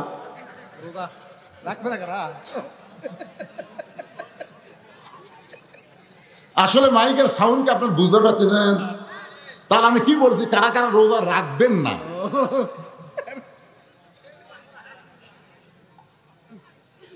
সুবহানাল্লাহ। আল্লাহ আল্লাহ যারা আজকে মাহফিলে বসে আছে সবাই কেমন কে ছোট ছোট বাচ্চাদেরকেও রোজা রাখার তৌফিক দান করে, আমিন। এই বাচ্চাদেরকে নামাজ ধরাবার তো পারেননি, কারণ 7 বছর থেকে তালিম দেওয়া লাগবে, 10 বছর থেকে জোর করে ধরা লাগবে। রোজারা ধরান তো দেখেন। হ্যাঁ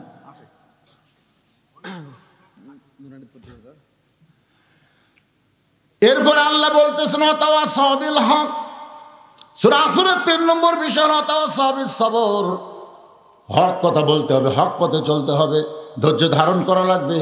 এই 2টা বিষয়ের উপর আমি আলোচনা নিয়ে আসতেছি। আমি কোনো অস্থির যাব না।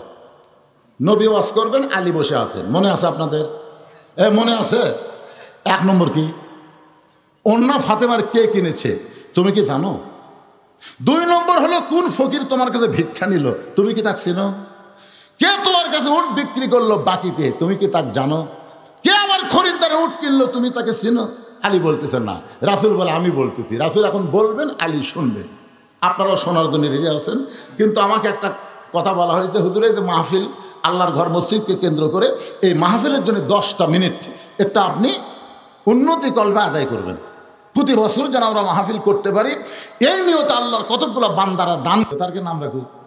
আমি যা বললাম ওদের কাছে, কে বাবা আবু সাইদ ছাড়া ইয়ামিন রাখো, মুগ্ধ রাখো। না হুজুর, আবু সাইদে রাখতে মজা পাওয়া যায়। আমার খালা তো বোনের মেয়ে হয়েছে, খালা আমার মোবাইল করে বললো, বাবা অনেক চেষ্টা তদবিরের পরে তোমার বোনের একটা মেয়ে হয়েছে, একটা ভালো নাম রাখো, আলেম মানুষ। আমি বললাম, খালা ভালো নাম তো হাসিনা। সেই কষি হাসিনা। 30 সেকেন্ড খালা কোনো কথা কয় না, গল গল গল গল করতে। খালা কি হলো? তুই আলেম না জালেম রে, তোর কাছে একটা ভালো নাম চাইলাম আর তুই খুনি হাসিনার নাম খোঁজ। চিন্তা করে দেখেন, আবু সাইদ জীবন দিল আজকে আবু সাইদের নাম রাখার জন্য, মানুষ খুশি হয়ে গেল। আর হাসিনা জল জানতো একটা প্রধানমন্ত্রী বারে, কিন্তু নাম আর রাখবার চায় না, কারণ পৌঁছে গেল। তার মানে কি বোঝা গেল? বাতিলের সঙ্গে যারা থাকে এদেরকে মানুষ অন্তর দিয়ে ঘৃণা করে, ধরে কণ্ঠে। আর হকের পক্ষে যারা জীবন দেয় এদেরকে মানুষ অমর করে রাখে আল্লাহর কোরআন অনুযায়ী। এই জন্য বলবো তাওয়াসাউ বিল হক, আজিজুল হক, মামুনুল হক, শাইখুল হাদিস আজিজুল হক নাম শুনছেন? যিনি বুখারী শরীফের বাংলা লিখে গেছেন, আজিজুল হক। তিনিও কিন্তু জেলের মধ্যে বন্দী ছিলেন হক কথা বলার কারণে। তার ছেলে মামুনুল হক হক কথা বলার কারণে তাকেও জেলের মধ্যে বন্দী রাখছিল। আবার আল্লাহ কোরআনে বললেন, কুল জাল হাক্কু ওয়া যাহাকাল বাতিল ইন্নাল বাতিলা কানা যাহুকা। এই হক কথা বলতে গেলে নানা রকম বিপদ আপদ মুসিবত আসতে পারে। এই জন্য আল্লাহ বললেন ওয়াতাওয়াসাউ বিস সবর, ধৈর্য ধারণের শিক্ষা দেওয়া লাগবে। যে মায়ের কোনোদিন বাচ্চা হয় নাই, বিয়ে হওয়ার পর এবার প্রথম বাচ্চা হবে। আপনার বলেন তো, যেই মায়ের কোনোদিন বাচ্চা হয় না, প্রথম বাচ্চা হবে, সে কিন্তু নতুন করে প্রসব বেদনা অনুভব করবে, করবে না? প্রসব বেদনা হবে। আগে তো হয়নি বাচ্চা, এবার প্রথম হচ্ছে। আরে মায়ের পায়ের তলে সন্তানের জান্নাত এমনি এমনি। কি বলবো প্রসবের কথা, মা বিনে সেই ব্যথা কেউ তো বুঝিবে না।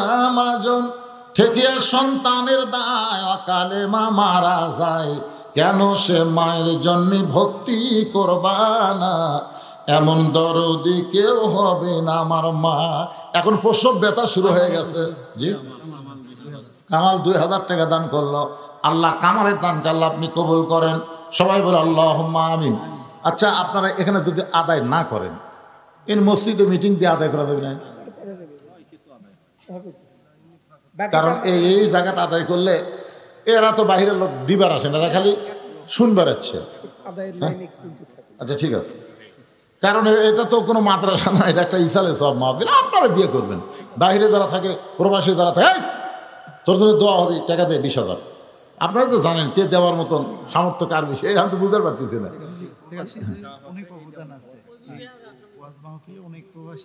হ্যাঁ, প্রবাসীরাই দিবি, লাগবে না আপনাকে, প্রবাসীরা দিলে হবে। কে? মজনু 2,000 টাকা দান করলো। আল্লাহ মজনুর দানকে আল্লাহ আপনি কবুল করেন, জোরে কারণ আমিন। ক্লোজ করছি। আরো মাইকের মধ্যে তো আরো কিছু দিবার, আপনারা কেউ গেছেন মাইকের মধ্যে? হ্যাঁ, মায়েরা দিবেন, মা আল্লাহ রাস্তা দিবেন, অনেক মায়েরা আছে তারা দান করবে ইনশাআল্লাহ। যে কথা বলতেছিলাম, মায়ের প্রসব বেদনা শুরু হয়েছে, কোনোদিনও পাইনি, এবার প্রথম। কলিজার মধ্যে যখন টান ধরেছে, সঙ্গে সঙ্গে মা চিল্লায় বলতেছে, মরে যাবো, বিষ খাবো, গলার দড়ি দিব, এই জীবন আর আমি রাখবো না। দাদি রানী মুচকি মুচকি হেসে ঘরের মধ্যে নিয়ে যায়। কেরে পাগলি, তুই কি জানিস মায়ের পায়ের তলে সন্তানের জান্নাত, মায়ের পায়ের তলে সন্তানের জান্নাত আল্লাহ দিবে। আর সামান্য কষ্ট তুই সহ্য করতে পারবি না, তুই গলার দড়ি দিবি। জোর করে বিছনায় শোয়া দিয়া ঠান্ডা পানির মধ্যে নরম কাপড় চুপড়ায় কপালের উপর দিয়ে বলে, ধৈর্য ধর, অতএব সবে সবর, ধৈর্য ধর, ধৈর্য ধর। জোর করে যখন বলে ধৈর্য ধর, কানবার চাই, বলে কান্দিস না। তুই যদি কান্দিস, ঘরের মধ্যে রাস্তা দিয়ে মানুষ যাবে, তোকে তিরস্কার করে বলবে, এটা কেমন মা?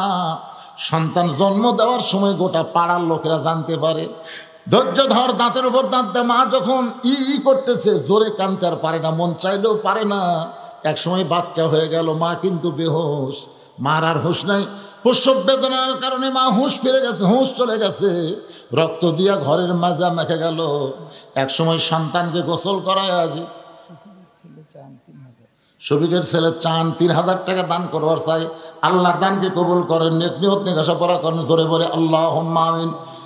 সন্তানকে গোসল করায় মায়ের বুকের উপর যখন দেয়, মা কিন্তু বেহুশ অবস্থায় ছিল, কিন্তু বাচ্চার শরীরের পরশ পায়, মা হুঁশ ফিরে পায়। মা যখন হুঁশ ফিরে পাচ্ছে, আস্তে করে সন্তানকে মুখের কাছে নিয়ে যখন চুমা দিবার যায়, দাদি রানী তিরস্কার করে বলে, এর চুমা দিবি কেন? এর লাগতে মাইরা ফেলে দে, এরই প্রসব বেদনায় গলার দড়ি দিবার চাইলি, বিষ খাওয়ার চাইলি, এ তোকে এত কষ্ট দিয়ে দুনিয়াতে আসলে আদর করিস না।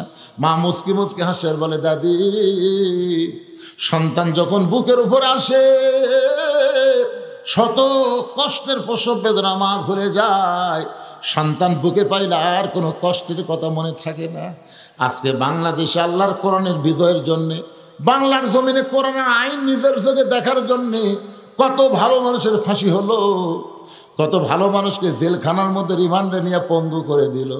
2,000 ছাত্র জনতা জীবন দিল, 30,000 আজকে অসুস্থ অবস্থায় হাসপাতালে, কারো চোখ নাই, কারো হাত নাই। এত কিছু করার পিছনে মানুষ যদি দেখতে পায় আগামীতে এই বাংলাদেশে কোরআনের আইন চলতেছে, কলেমার পতাকা পথ পথ করে আকাশে উঠতেছে, মা যেমন সন্তান বুকে পায় তার অতীতের প্রসব ব্যথার কথা ভুলে যায়।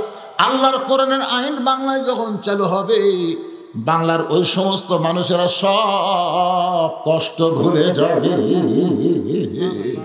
আমি 4টা বিষয় বললাম। 1 নম্বর হলো ঈমান, 2 নম্বর হলো আমিলুস সালিহাত, 3 নম্বর তাওয়াসসাউ বিল হক, 4 নম্বর তাওয়াসসাউ বিস সবর।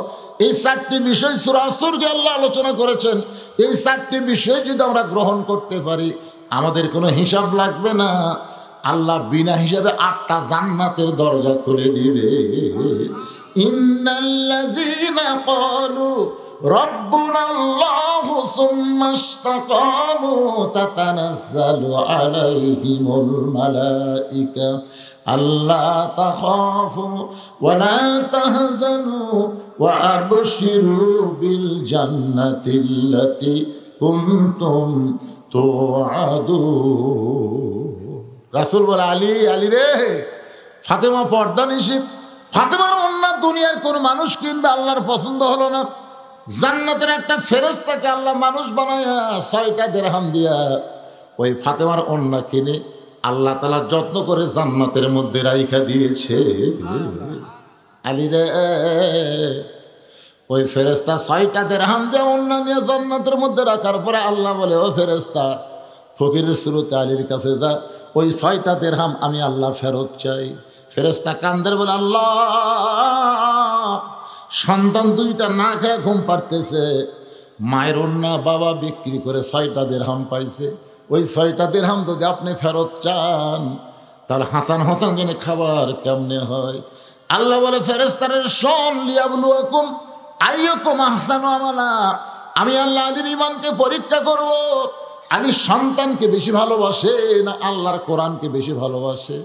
যখন আলী তুমি ফকিরকে একটা দিরহাম দিবার চাইলে, আল্লাহর কোরআন তোমাকে বলল ওয়ামা তুনফিকু মিন শাইইন ফি সাবিলিল্লাহি ফাইলাইকুম, তুমি ফকিরকে 10টা দিরহাম দিলা, ওইটা ফকির না, ওই ফেরেশতা তোমার 6টা দিরহাম নিয়ে গেল। যা যখন আল্লাহর কাছে কান্দে, আল্লাহ বলে ফেরেশতা কান্দিস কেন? বলে আলী অন্য বিক্রি করার টাকা দিয়ে খাবার নিবার পারলো না, ওই 6টা দিরহাম আপনি আল্লাহ ফেরত নিয়ে আসলেন। আল্লাহ বলে ফেরেশতা শোন, আলীর সঙ্গে আমার গল্প হয়ে গেছে, একটা দিরহাম দিলে আমি আল্লাহ থেকে 10টা দিরহাম ফেরত দেব।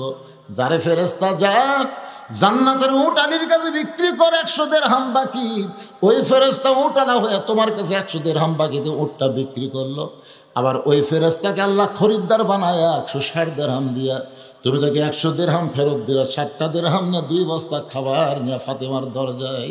ফাতেমা বলে স্বামী গো, আমি শুনবার চাই কাঠুরের জামিল আমার আগে জান্নাতে কেমনে যায়, জান্নাতে কেমনে যাবে এইটা না বলে আপনি দানের রস কেন করতেছেন? আলী বলে ফাতেমা তোমারে না কইলাম তুমি ধৈর্য ধারণ করে শুনতে হবে। ফাতেমা শোনো, হাসরের ময়দানে আল্লাহ তোমাকে জান্নাতের নেত্রী হওয়ার কারণে হেঁটে হেঁটে আল্লাহ তোমাকে জান্নাত দিবে না, একটা উটের পিঠে করে আল্লাহ তোমাকে জান্নাত দিবে।